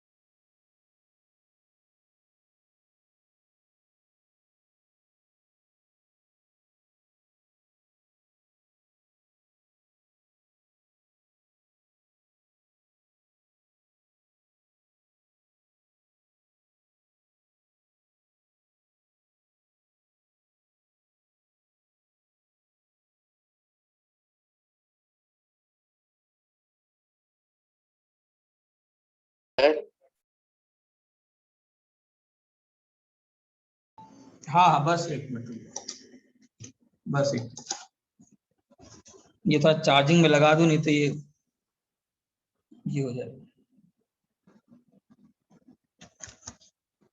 चल हाँ, इधर देखो, ध्यान से देखो। हाँ देखो देखो, मैं ये बोलना चाह रहा हूं कि टेम्परेचर, अच्छा एक चीज बताओ, टेम्परेचर जब कम किए, आप आगे गैस लॉस पढ़ोगे, ध्यान से सुनना इस बात को। गैस लॉज में आप देखोगे कि मॉलिक्यूल्स रैंडमली मूव कर रहे होते हैं, एकदम अफरा तफरी मचा हुआ है, सब इधर उधर भाग रहा है एकदम। इसको क्या बोलते हैं? हाँ इसको बोलते हैं टेम्परेचर हाई रहेगा तो ज्यादा काइनेटिक एनर्जी होगा। अब टेम्परेचर कम करने का मतलब तुम उनका काइनेटिक एनर्जी मूवमेंट भी कम मॉलिक्यूल्स किया। को, हाँ उनके मूवमेंट को थोड़ा कम किया। मतलब उनको तुम बोले अरे शांति से बैठ भाई, शांति से बैठ, लेकिन जब तुमने टेम्परेचर कम किया तो साथ ही साथ मुझे आप लोग सब लोग एक चीज बताइए, अगर कोई चीज बहुत ज्यादा दो मॉलिक्यूल्स अगर घूम रहे हैं एकदम यहां से वहां दौड़ रहा है दोनों, तो फोर्सेस ऑफ अट्रैक्शन को उनको बांध करके रखना में ज्यादा दिक्कत है कि जब दोनों बहुत शांति से आराम से बैठे हुए हैं। जब भाग रहे इंट्यूटिव क्या तब बोलता है, इंट्यूटिव क्या बोलता है, जब आराम से बैठे हुए हैं। अरे किसी दो चीज को अगर आपको बांधना है या पकड़ के रखना है तो इसका मतलब जितना वो दोनों शांत बैठेंगे उतना आप उन दोनों को बांध कर रख पाओगे। और अगर तुम उन दोनों को अलाउ करो यहाँ भागना वहां भागना, जो कि टेम्परेचर है, तो उस तरीके से फोर्सेस ऑफ अट्रैक्शन उनको होल्ड करके नहीं रख पाएंगे। अब साइंटिस्ट लोग ने क्या देखा कि नोबल गैसेस तो नॉन पोलर होते हैं यार, बाकी सब फोर्स ऑफ अट्रैक्शन में एक आयन था एक डाइपोल था। चलो यार एक आयन नहीं था, एक दोनों डाइपोल नहीं था, तो कम से कम एक आयन था, दूसरे में डाइपोल इंड्यूस किया। चलो यार दोनों में डाइपोल डाइपोल था, इसमें तो दोनों में से किसी में डाइपोल डाइपोल नहीं है। उनको ऐसा लगा कि इसमें तो फोर्सेस ऑफ अट्रैक्शन होने ही नहीं चाहिए दो मॉलिक्यूल के बीच में। पर अगर उनकी ये बात सच होती जो उनको लगा था, तो टेम्परेचर कम करने से कभी भी नोबल गैसेस लिक्विफाई नहीं होते, कभी नहीं होते। टेम्परेचर कम करने से क्या हुआ, जैसे ही तुमने दो मॉलिक्यूल्स के बीच में शांति से बोला बैठने कि जो फोर्सेस ऑफ अट्रैक्शन इनडायरेक्टली उनका पावर बढ़ गया। वो पहले से थे, जरूर दो मॉलिक्यूल के बीच में फोर्सेस ऑफ अट्रैक्शन थे, और जैसे ही तुमने उनका टेम्परेचर कम किया ये फोर्सेस ऑफ अट्रैक्शन बढ़ गए, और फोर्सेस ऑफ अट्रैक्शन बढ़ने से the molecules came comparatively stable. closer and got converted into liquid। इससे ये पता चलता है कि कोई फोर्स ऑफ अट्रैक्शन तो था दोनों मॉलिक्यूल के बीच में, जबकि दोनों के दोनों नॉन पोलर है। अगर ऐसा नहीं होता तो दुनिया में कोई भी नॉन पोलर गैस कभी भी लिक्विफाई नहीं हो सकता है। तो सबसे पहले तो हम लोगों को ये समझ में आया कि दो नोबल गैसेस के बीच में भी कोई फोर्सेस ऑफ अट्रैक्शन चल रहे हैं, जबकि दोनों नॉन पोलर हैं। और इसी फोर्स ऑफ अट्रैक्शन को साइंटिस्टों ने कौन सा नाम दिया, instantaneous dipole induced dipole. Note किया यहां तक, हाँ सर। स्क्रीनशॉट लिया, ये समझ में आया सबको? सर तो मतलब बस वो लोग यही बोलना चाह रहे हैं ना कि अगर बहुत ठंडा कर दिया उसको तो इंस्टेंटेनियस डाइपोल हो जाता है। नहीं, अगर अभी के लिए सिर्फ इतना बोलना चाह रहे हैं कि ठंडा कर दिया तो लिक्विफाई हो रहे हैं। हाँ। लिक्विफाई क्यों हो रहे हैं, मतलब मॉलिक्यूल्स पास आ गए, उनको पास लाने के लिए कोई तो होगा जो उनको पास लाया। हाँ। वो पास, इसका मतलब कोई फोर्स ऑफ अट्रैक्शन तो उनके बीच में है। तो वो डाइपोल है।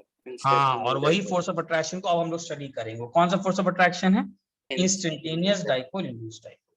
पहले ये तो समझ लें साइंटिस्ट को आइडिया कहाँ से मिलता है, हाँ कि लंदन फोर्सेस। ठीक है, अच्छा अब देखो, एक्चुअली पहले उनका बात तो समझ लें कि साइंटिस्ट लोग कहाँ से एक्सपेरिमेंट करके पता लगाते हैं कि फोर्सेस हैं।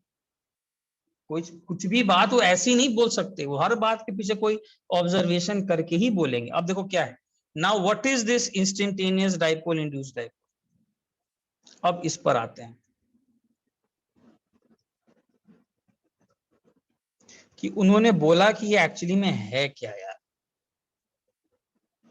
देखो यार, अब देखो इसमें क्या है, जैसे एग्जांपल लेते हैं हीलियम का ही लेते हैं। अब हीलियम का मॉलिक्यूल है, हीलियम में कितने इलेक्ट्रॉन्स होते हैं, दो होते हैं। तो साइंटिस्ट लोग ये मॉडल बोलते हैं कि यार किसी एक पर्टिकुलर इंस्टेंट पर average over a long period of time, helium एक अकेला मॉलिक्यूल है, उसके दोनों इलेक्ट्रॉन्स सिमेट्रिकल हैं। Average over a long period of time the electron cloud distribution is symmetrical.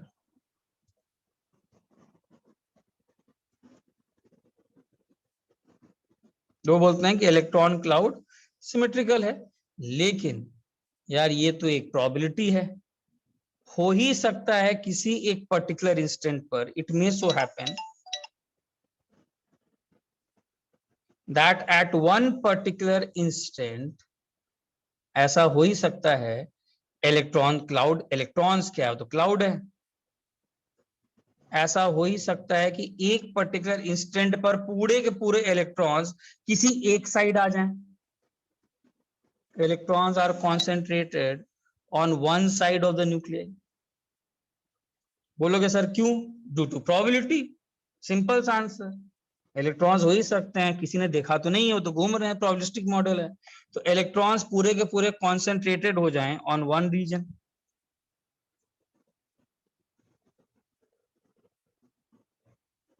कहने का मतलब मैं ये बोलना चाह रहा हूं कि जो हीलियम है, हो ही सकता है किसी इंस्टेंट पर ये दो इलेक्ट्रॉन सबके सब इस साइड इकट्ठा हो जाए और इस साइड पूरा के पूरे यहां पर इकट्ठा हो जाए इस साइड, और यहां पर उस समय आ जाए डेल्टा प्लस। इसको क्या बोलते हैं? इसको बोलते हैं कि एक इंस्टेंटेनियस डाइपोल बन चुका है। इंस्टेंटेनियस जानते हो ना, मैथ्स में क्या होगा इंस्टेंटेनियस, मतलब एक पर्टिकुलर इंस्टेंट पर डाइपोल बन गया। और ये instantaneous dipole according to scientist ये क्या करेगा, अपने बगल में जो हीलियम का मॉलिक्यूल है इसको इन्फ्लुएंस करेगा। कैसे इन्फ्लुएंस करेगा? इस हीलियम मॉलिक्यूल के इस साइड नेगेटिव चार्ज आ गए, नेगेटिव मतलब इलेक्ट्रॉन क्लाउड इस साइड इकट्ठा हो गया, तो दूसरे पर वो क्या करेगा, पूरा इलेक्ट्रॉन क्लाउड रिपल्शन से इस नेगेटिव पार्ट से दूर भाग जाएगा और इधर आ जाएगा। मतलब इसीलिए इसका नाम है इंस्टेंटेनियस डाइपोल, इंड्यूस्ड डाइपोल। कहने का मतलब दोनों नॉन पोलर था, पहले किसी में एक डाइपोल इंस्टेंटेनियसली आया और वो दूसरे किसी हीलियम मॉलिक्यूल में डाइपोल इंड्यूस किया, और फिर ये दोनों किसी फोर्सेस ऑफ अट्रैक्शन से जुड़ गए, जिसको आप कौन सा नाम देते हो? London force. ये बेसिकली कॉन्सेप्ट है। These are very weak forces. हाँ बोलो सर। चार्ज पहले वाले में चार्ज आया इसलिए दूसरे वाले में आया। हाँ यस, और पहले वाले में क्यों आया, that is on the basis of quantum mechanics. अभी आपको बस इतना जानना है कि यार इलेक्ट्रॉनिक प्रोबेबिलिटी है, ओवरऑल ठीक है यार, न्यूट्रल मॉलिक्यूल है तो सिमेट्रिकल डिस्ट्रीब्यूशन होगा average over a long period of time.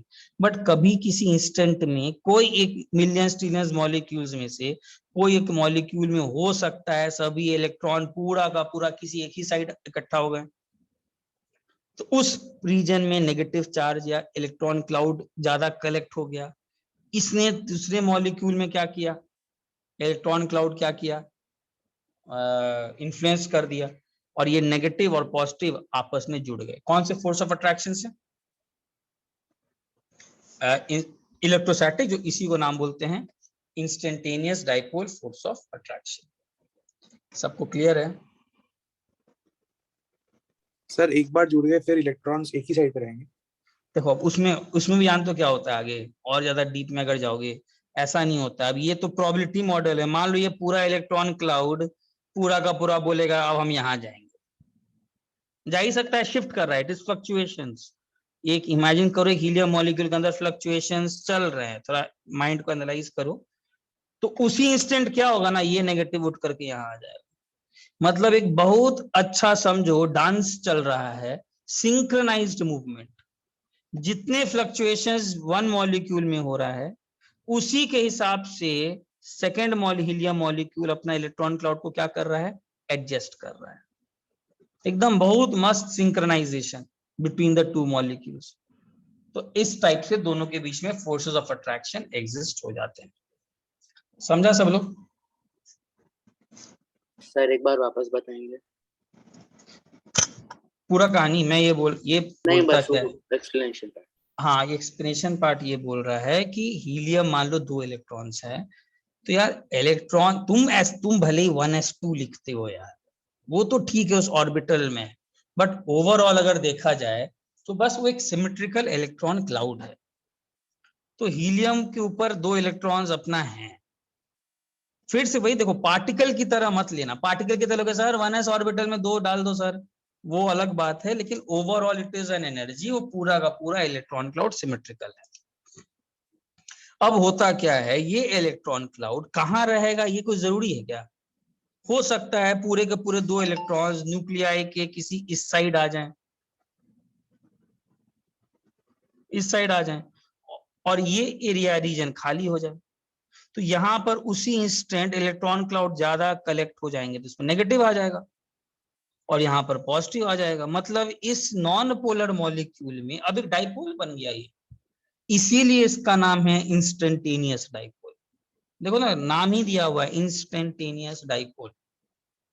और ये क्या करेगा, अपने बगल वाले मॉलिक्यूल को भी पोलराइज कर देगा, बोलेगा यार मेरा नेगेटिव है, वो रिपल्शन से क्या करेगा, वो हीलियम का दूसरा मॉलिक्यूल जो उसके बगल में आया ये इसको भी पोलराइज कर देगा, ठीक है। और इनके बीच में एक फोर्सेस ऑफ अट्रैक्शन डेवलप हो जाएंगे, जिसको हम लोगों ने कौन सा नाम दिया, लंदन फोर्सेस या instantaneous dipole induced dipole. Clear है? स्क्रीनशॉट ले लो।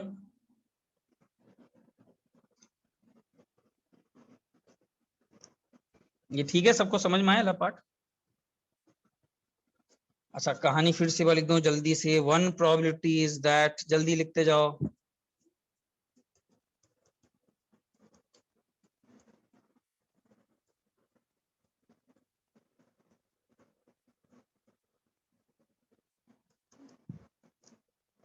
आज केमिकल बॉन्डिंग खत्म हो जाएगा, चिंता मत करो, बहुत केमिकल बॉन्डिंग हुआ तुम लोग का लाइफ में।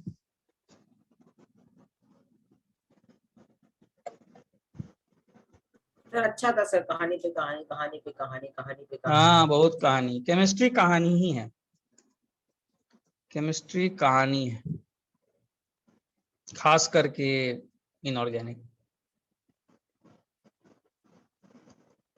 सर बट फिर आपने जितने ऑर्गेनिक कंपाउंड्स के ऐसे नाम बोले सर, तो ऑर्गेनिक पे ऐसा कहानी ही लग रहा है सर। ऑर्गेनिक भी कहानी ही है थोड़ा।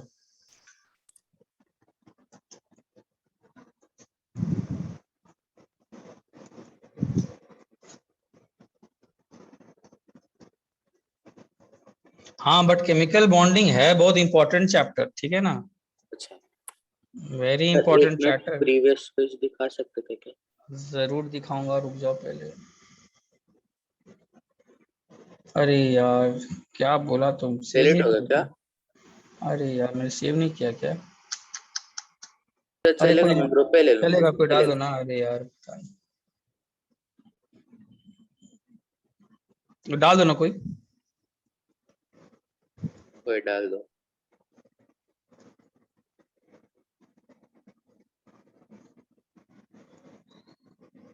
मैंने जो बताया उसको आराम से लिखा दे रहा हूँ, ताकि आप लोग घर जाओ और फिर से पढ़ाई करो, तो आप लोग को रिवाइज हो जाए।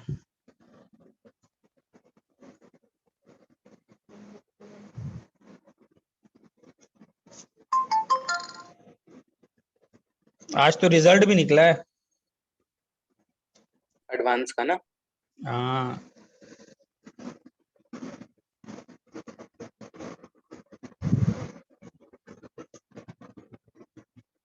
सर जेई एडवांस का? हाँ हाँ, आज निकला है। नहीं, नीट एडवांस।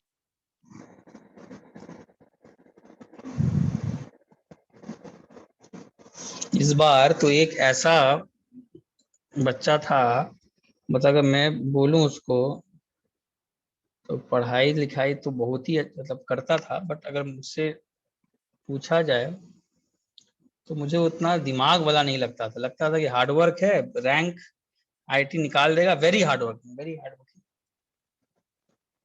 अभी एक रिजल्ट आया है, वो ऐसा रैंक मारा है कि मैं तो इतना खुश हो गया। उसको बोला सर, मैं बोलता था कि यार तू निकाल तो लेगा, बट थोड़ा सा देखते हैं, वर्क हार्ड वर्क बहुत था, is got a very good rank, मतलब कंप्यूटर साइंस पढ़ के जाएगा वो आईटी के टॉप 7 में, इतना अच्छा रैंक है उसका।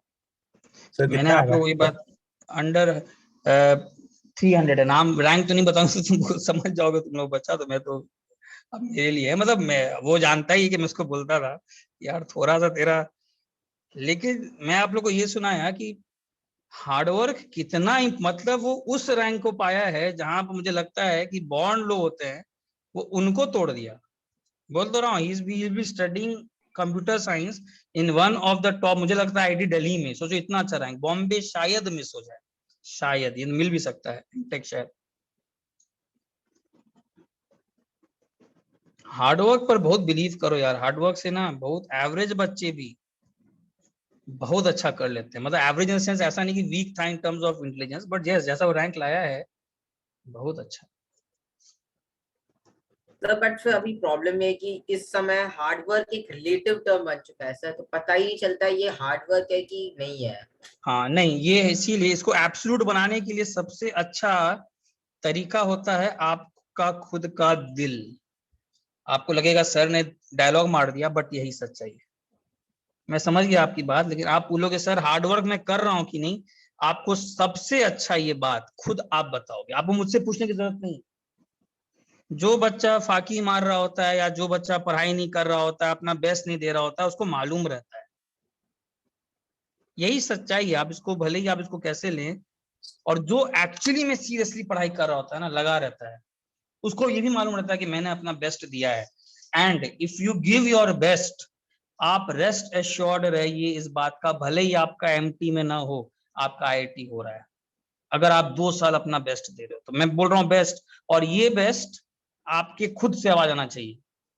अरे वो बोला ना, वो लड़का पढ़ाई करता था यार डेली, अरे सर नहीं हो रहा है, फिर से मैं बोलता था पढ़ाई कर, बहुत क्वेश्चन पूछता था, बहुत क्वेश्चन, सिली सिली भी लगता था यार, कभी क्वेश्चन सिली सिली क्वेश्चन पूछ लेता है कि डांट भी खा लेता था, अरे यार देखो आज वो अच्छा खासा कंप्यूटर साइंस पढ़ाई करेगा just on the basis of share hard work consistency. हो सकता है इंटेलिजेंट नहीं है वो, मैं खुद बोल रहा हूँ, मैं तो इतने सालों बच्चों को पढ़ाया, बट आज के इतना खुश होकर फोन किया आज, सर ये हो गया मेरा, हम बोला, मैं बोला भाई तुम तो एकदम मस्त रैंक ले आया, मैं भी खुश, just on the basis of hard work, why, because he was sincere, लगा रहता था। ये आप, और ये देखो हम लोग हमेशा देखे हैं जो लगा हुआ है ना, एक्चुअली में जो हर दिन उठता है कि आईटी करना है, नहीं हो रहा है फिर भी मेहनत करेंगे, डिमोटिवेट नहीं, डिप्रेशन नहीं, कुछ नहीं, वो निकल लेता है यार, निकाल लेता है आराम से। और जो नहीं बीच में फंस गया, मतलब आपको seriously, I am just talking about the कितना इंपॉर्टेंट है ये चीज हार्ड वर्क वाला, ये मतलब आपको, आप जैसे भी हो लेकिन आप आईटी आराम से निकाल सकते हो। 2 साल का खेला है यार, 2 साल में सब कुछ भूल भाल के बस सोचना पड़ता है, ये सच है। अब आप पढ़ाई में सोचोगे नहीं, आप व्हाट्सएप भी कर लें सर, मस्ती भी करना है सर, नहीं हो पा रहा है सर, तब तो यार टीचर भी कुछ नहीं कर सकता। चलो लिख लो। सर मैंने जैसे वही, हाँ मेरा बोलो। जैसे स्कूल है, तो फिर मतलब दोनों मैनेज करने में बहुत प्रॉब्लम होता है, पेस और हाँ स्कूल। जैसे अभी भी मेरा परसों तरसों से स्कूल का एग्जाम स्टार्ट है, और फिर अभी हाँ, यस यस पीडब्ल्यूडी यस, भी है, तो अभी किस नहीं में मैं सर और समझ, वो नहीं समझ आ रहा है। सर और स्कूल हम्म वाले तो प्रोजेक्ट आर्टिकल प्रैक्टिकल सब रिकॉर्ड बनाना होता है, जर्नल बनाना होता है, सब एक साथ दे देते हैं। सर ठीक है मैथ्स ठीक में भी लैब प्रैक्टिकल होता है, मैथ्स में है, लैब का प्रैक्टिकल। मैं समझ गया, रुको मैं उस पर आता हूँ, बात करता हूँ। एक बार मुझे बस सिलेबस का 10-15 मिनट बाकी है, लेट मी फिनिश दैट, ताकि आप लोग का ये हो जाए। अच्छा मैंने उस फिर मैं आता हूँ उसमें, मुझे मालूम है कि वो प्रॉब्लम है, उसका बताया था हूँ कैसे करना है हैंडल। अच्छा ये मैंने वही कहानी लिखा दी है, देखो इलेक्ट्रॉन किसी एक पर्टिकुलर इंस्टेंट पर हो सकता है कॉन्सेंट्रेटेड हो one region of an atom, लेकिन यही डिस्प्लेसमेंट करते करते उसको डाइपोल बना देगा, और यही डाइपोल किसको ये करेगा, बगल वाले को डाइपोल इंड्यूस कर देगा, ठीक है। और धीरे धीरे इसी को अट्रैक्शन फोर्सेस बोलते हैं। और याद रखिएगा दीज लंडन फोर्सेस हमेशा हर एक मॉलिक्यूल के बीच में दिखते हैं, लेकिन ये डोमिनेंट किस में है, डोमिनेंट होते हैं नॉन पोलर मॉलिक्यूल्स, ठीक है। अच्छा अब अलग से जल्दी से स्क्रीनशॉट लीजिए, स्क्रीनशॉट लीजिए जल्दी से खत्म कर देता हूं उसको। ठीक है।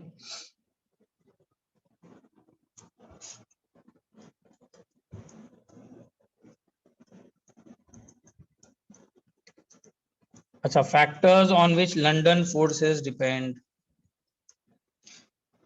ऑल मेमोराइजेशन, ये देखा गया है, ऑब्जर्वेशन है, याद रखना है। पहला फैक्टर मॉलिक्यूलर मास, ये जितना ज्यादा लंडन फोर्सेस ऑफ अट्रैक्शन भी इतना ज्यादा। जैसे एग्जांपल F2Cl2 Br2I2,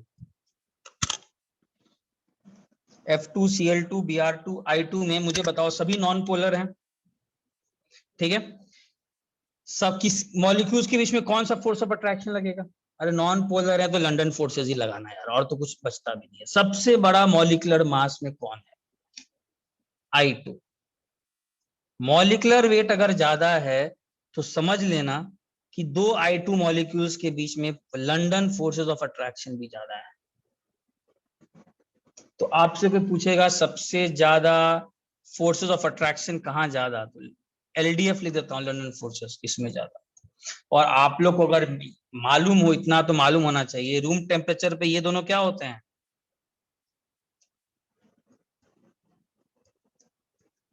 ये लिक्विड, सॉलिड। अच्छा, I2 सॉलिड क्यों हुआ होगा? क्या रीजन होगा? बिकॉज I2 में फोर्सेस ऑफ अट्रैक्शन क्या हैं? बहुत ज्यादा हैं, because of higher molecular mass. समझा सब लोग? ठीक है। और एक और देख लेते हैं, बताओ इसमें देखा जाए।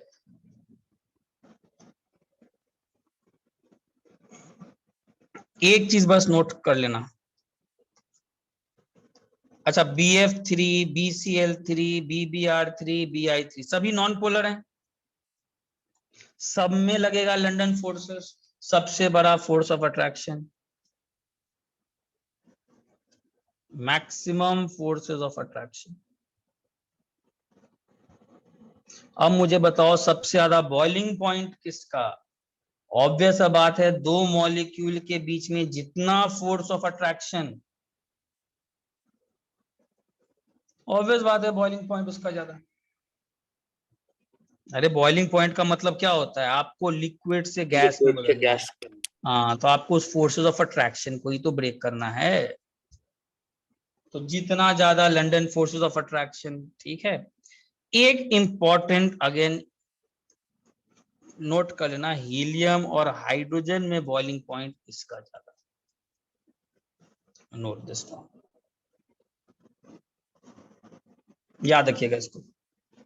These are certain things that you need to know. Hydrogen और डिटोरियम में बॉइलिंग पॉइंट इसकी, ये तो क्लियर है, ये तो ठीक है। ये थोड़ा अलग है, क्योंकि किसका मॉलिक्यूलर मास ज्यादा होगा, हीलियम का कि हाइड्रोजन का? किसका मॉलिक्यूलर मास ज्यादा होगा? हीलियम का मॉलिक्यूलर मास ज्यादा है, तो उसका लंडन फोर्सेस ऑफ अट्रैक्शन ज्यादा होना चाहिए, बॉइलिंग पॉइंट हीलियम का ज्यादा होना चाहिए। बट इसको नोट कर लेना अलग से। और डिटोरियम और हाइड्रोजन में तो क्लियर है, इसका मॉलिक्यूलर मास ज्यादा है, मॉलिक्यूलर मास ज्यादा है तो इसका मतलब इसमें ज्यादा फोर्सेस ऑफ अट्रैक्शन है, तो बॉइलिंग पॉइंट ज्यादा होगा। हाँ बोलो। सर यहाँ पे मॉलिक्यूलर वेट से बेटर होगा ना सर नंबर ऑफ इलेक्ट्रॉन्स, क्योंकि जितने नंबर ऑफ इलेक्ट्रॉन्स है उतना ज्यादा चांसेस है कि वो एक ही जगह कॉन्सेंट्रेट हो सकता है। हाँ, और मॉलिक्यूलर वेट ज्यादा है तो नंबर ऑफ इलेक्ट्रॉन्स ही तो ज्यादा होते हैं ना सर बट फिर मॉलिक्यूलर वेट रैंडमली होता है सर, कहीं कहीं मतलब एकदम ऊपर जाता है फिर थोड़ा नीचे आ जाता है। हाँ, ये मैं बोला कि जनरली अगर किसी में इन जनरल अगर मॉलिक्यूलर मास ज्यादा होगा तो नंबर ऑफ इलेक्ट्रॉन ज्यादा होंगे। और तुमने वही बात सही बोला, नंबर ऑफ इलेक्ट्रॉन ज्यादा होंगे तो ज्यादा एक तरफ कॉन्सेंट्रेट होने के चांसेस ज्यादा हैं, मतलब ज्यादा नेगेटिव चार्ज आने के चांसेस। मतलब ठीक है, थोड़े एक्सेप्शन इसीलिए आते हैं, लेकिन तुमने पॉइंट सही पकड़ा है। मॉलिक्यूलर वेट ज्यादा होने का मतलब ज्यादा फोर्स, ज्यादा नंबर ऑफ इलेक्ट्रॉन्स। चलो आगे बढ़ू, स्क्रीनशॉट ले लिया? हाँ सर। ये सब आपको याद रखने हैं। नोट्स अच्छे से बना रहे हो ना सब लोग? नोट्स एकदम अच्छे से बनाना यार, फालतू फालतू नहीं, आराम से नोट्स एकदम अच्छे से बनाओ। अमरत्या पहला देखा नहीं, स्क्रीन डाल दो ना, कोई स्क्रीनशॉट लिया है तो ठीक है। अच्छा एक और लिख लो, LDF is proportional to complexity of molecule. अब ये ऑर्गेनिक में करोगे, लेकिन है तो केमिकल बॉन्डिंग का ही पार्ट। तो हम लोग क्या करते हैं,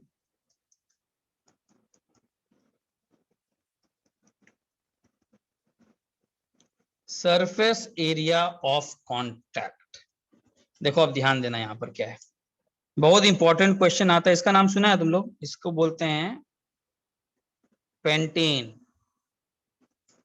इसका ये एक आइसोमर है।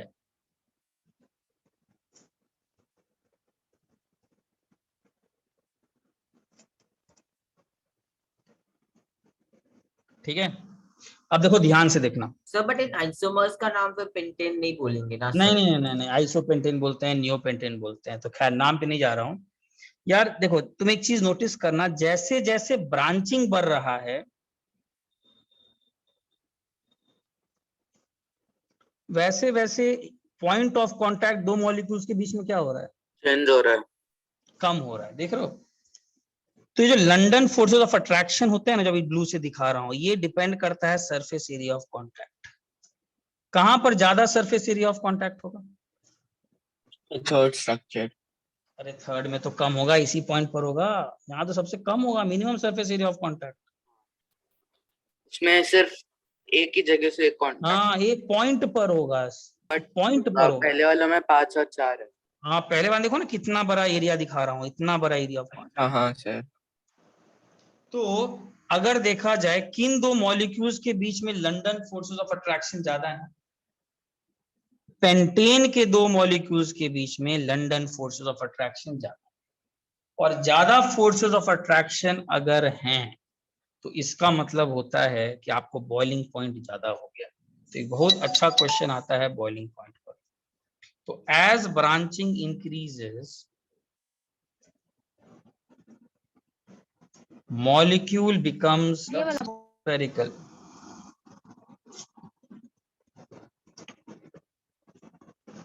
Contact increase, surface area of contact क्या हो जाता है? Decreases. Decreases. Therefore, London forces of attraction between two molecules increases. decreases and boiling point decreases.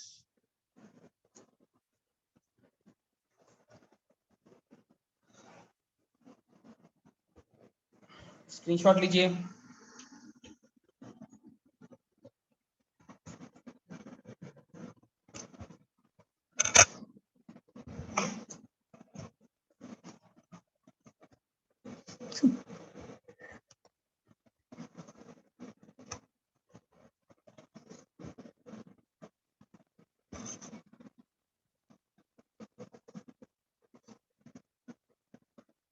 ठीक है, चलो स्क्रीनशॉट ले लिया सब लोग।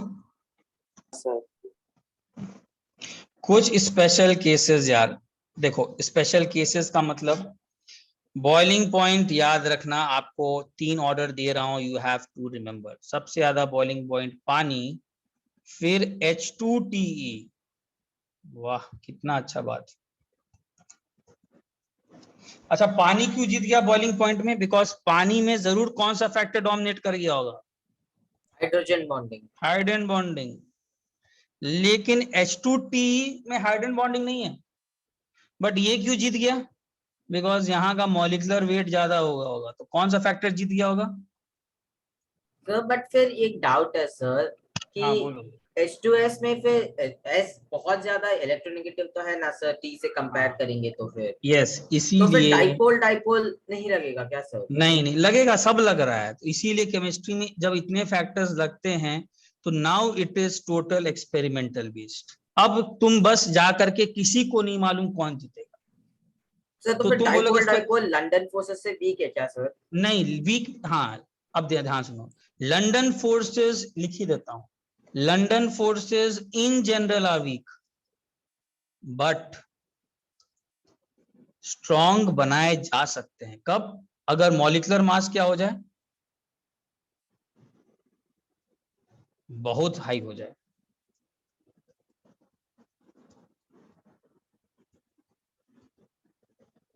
और दुनिया में हर दो मॉलिक्यूल के बीच में लंदन फोर्सेस तो हैं।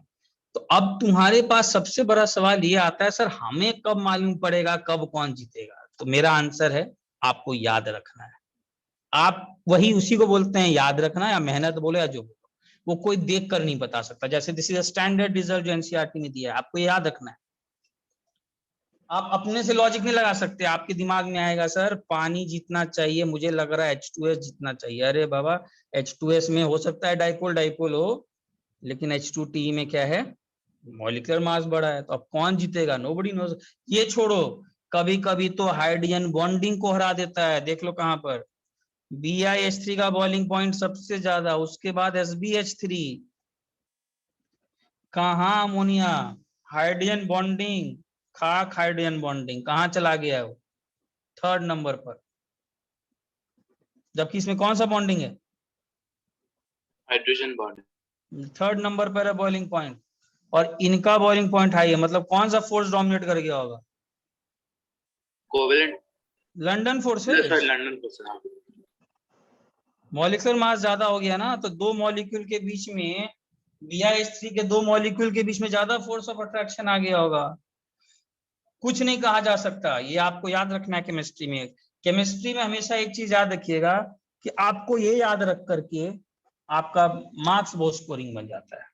आपको लगता होगा सर ये क्या है, बट मैं तो हमेशा बोलूंगा बहुत स्कोरिंग है यार, यही ना पूछेगा इसमें क्या जाता है, चेंज नहीं कर रहा है आईटी और आपसे यही पूछ रहा है, तो क्या जा रहा है यार, आईटी के लिए तो रट लेंगे, बहुत अच्छा बात है, देख लेंगे 4 बार।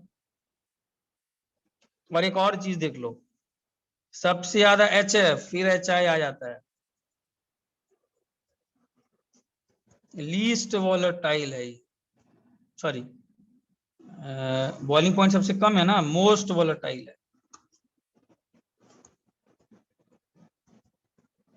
यहां पर हाइड्रोजन बॉन्डिंग जीत गया,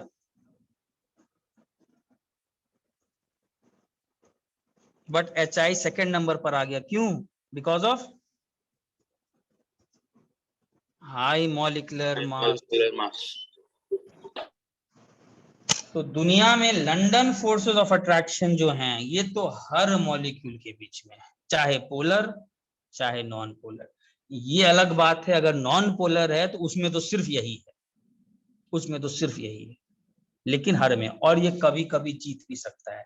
जनरली बहुत ही बेचारे शांति वाले, शांति प्रिय आदमी है, ज्यादा जीतते नहीं है, किस्मत में उसको थोड़ा सा बोला है। इन जनरल बात किया जाए तो वीक ही फोर्सेस हैं, but they can dominate in certain cases if the molecular mass is very high। हो सकता है हाइड्रोजन बॉन्डिंग को हरा दे, हो सकता है डाइपोल डाइपोल को हरा दे, जैसा कि मैंने एग्जांपल्स दिया है। समझा, स्क्रीनशॉट लीजिए।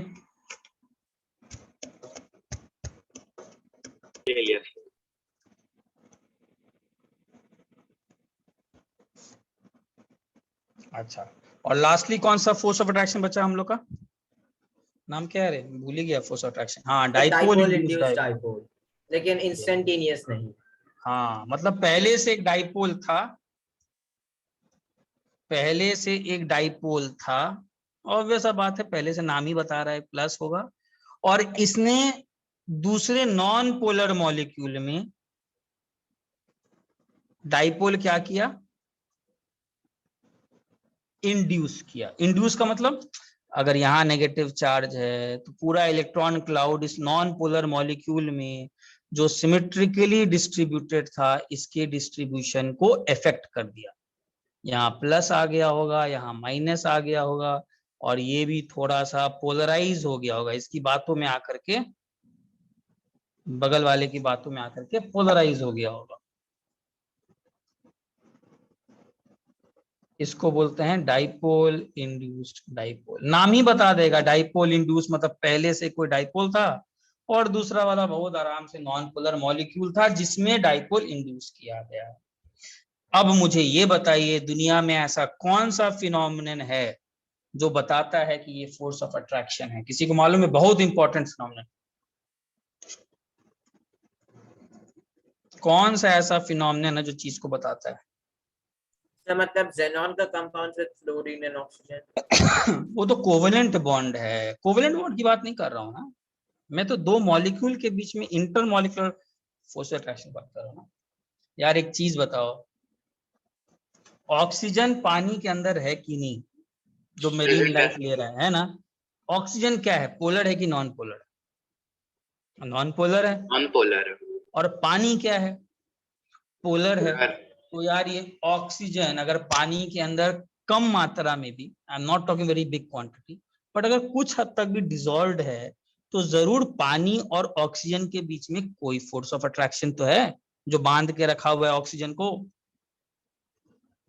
वो कौन सा फोर्स ऑफ अट्रैक्शन है? वो यही तो है, डाइपोल इंड्यूस्ड डाइपोल, जिसमें डाइपोल कौन है पहले से?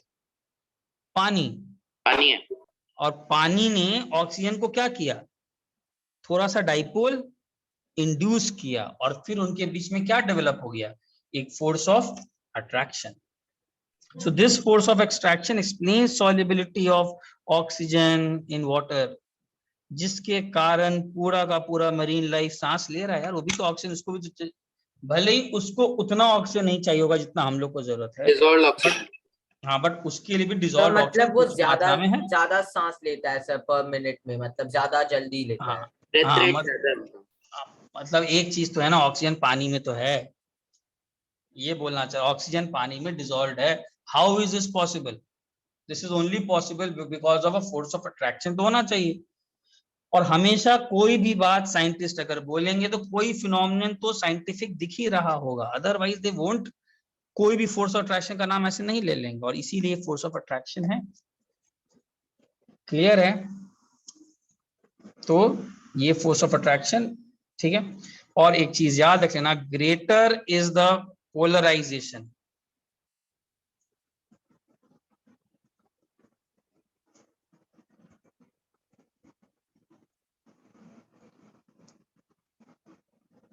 more powerful is the force of attraction।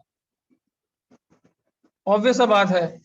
अरे यार ये पोलर मॉलिक्यूल बगल वाले को बोलेगा यार तू पोलर बन, इंड्यूस करते हैं तेरे में, जितना ज्यादा ये पोलराइज इसको कर पाएगा बगल वाले। पोलराइज का मतलब क्या, अपनी बातों में फंसाना, ऐसे समझ लो ना, अपनी बातों में इसको पोलराइज करना, उसको ज्यादा, तो ज्यादा फोर्स ऑफ अट्रैक्शन डेवलप होगा।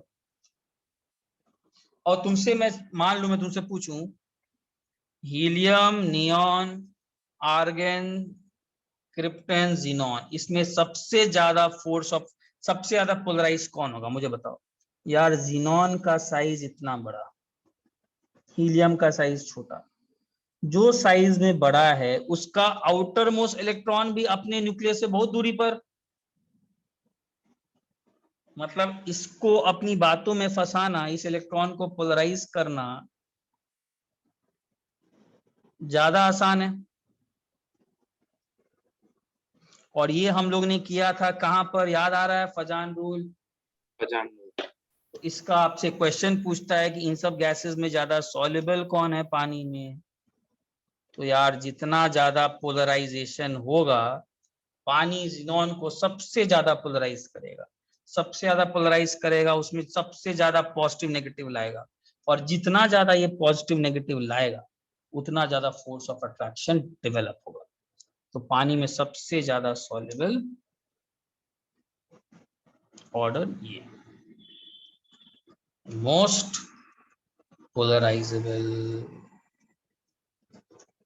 और इसी के साथ आप लोग का केमिकल सर बॉन्डिंग इसमें इसीलिए शायद xenon मतलब H2O का जो मतलब सांस रहता है सर, वैक्यूम या फिर जो गैप्स है कैविटीज उसमें रहता है। हाँ yes, yes। इसीलिए मैंने वहां पर लिखा था, हाँ ये वही फोर्सेस हैं, they are weak dispersion forces, ये वही वाले हैं।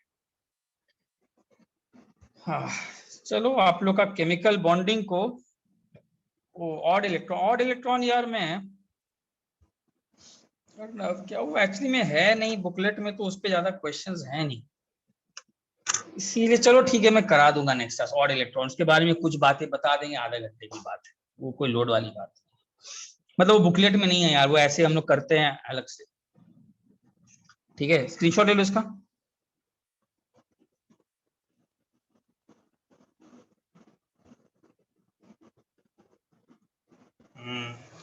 तुमको भी जन्म मन जाए, सबको हैप्पी दशहरा। और ऑड इलेक्ट्रॉन स्पीशीज के बारे में चलो हम लोग संडे को जो क्लास करेंगे उसमें बता दूंगा एक बार। अच्छा, कल का क्लास आप लोग को बता दिया था ना, कल का क्लास नहीं होगा तो कृपया ग्रुप में मत डालना, स्टार्ट करिएगा पहले हो परेशान गया था। करना। हाँ पहले पहले ही। हो गया था, ऐसा नहीं कि ग्रुप में वेयर इज द क्लास, कुछ बच्चे करेंगे ही, है ना, वेयर इज द क्लास। पहले मैंने वैसे सिस्टम को बता दिया, इन्फॉर्म कर दिया है, ठीक है, तो कल का नहीं। और इलेक्ट्रॉन स्पीशीज एक बार संडे को हम लोग देख लेंगे, वैसे ही इस पे ज्यादा क्वेश्चन आपके एमटी में आएगा, ठीक है ना, लेकिन फिर भी मैं कुछ चीजें सर कल बता दूंगा। क्लास होगी कि नहीं? नहीं, कल क्लास नहीं होगी, टुमारो नो क्लास, ठीक है। तो परसों? हाँ, परसों की नहीं होगा, ओके सर। कल का क्लास हो चुका है ना, पहले बता दिया था ना। अच्छा ठीक है, केमिकल बॉन्डिंग ओवर हो चुका है। वो ऑड इलेक्ट्रॉन हम लोग देख लेंगे उसको, लेकिन बुकलेट करने लायक आप लोग सॉल्व द बुकलेट, एमटी के लिए जाइए, काम करिए, मेहनत करिए, पढ़ाई करिए और पूरा बुकलेट सॉल्व करिए। बहुत हो गया, फाइनली हम लोग ने एक बहुत सर बड़ा और आप पड़ाव सर पार कह रहे किया। थे कि एक बच्चे के बारे में जो आपको लग रहा था हाँ कि हाँ smart हाँ नहीं बट हार्ड वर्क करता है सर, लेकिन फिर आपने उस बच्चे को तो एटलीस्ट 11th स्टैंडर्ड में तो फेस टू फेस देखा रहेगा ना सर क्लास में? हाँ पढ़ाया भी हूँ, 11 के 11 12 पूरा पढ़ाया हूँ, बोलो। यस हाँ। सर। सर अभी मतलब वो भी नहीं है सर, तो आपको भी सही से आइडिया नहीं लगने वाला है कि कहाँ कौन हार्ड वर्क कर रहा है कौन नहीं कर रहा है।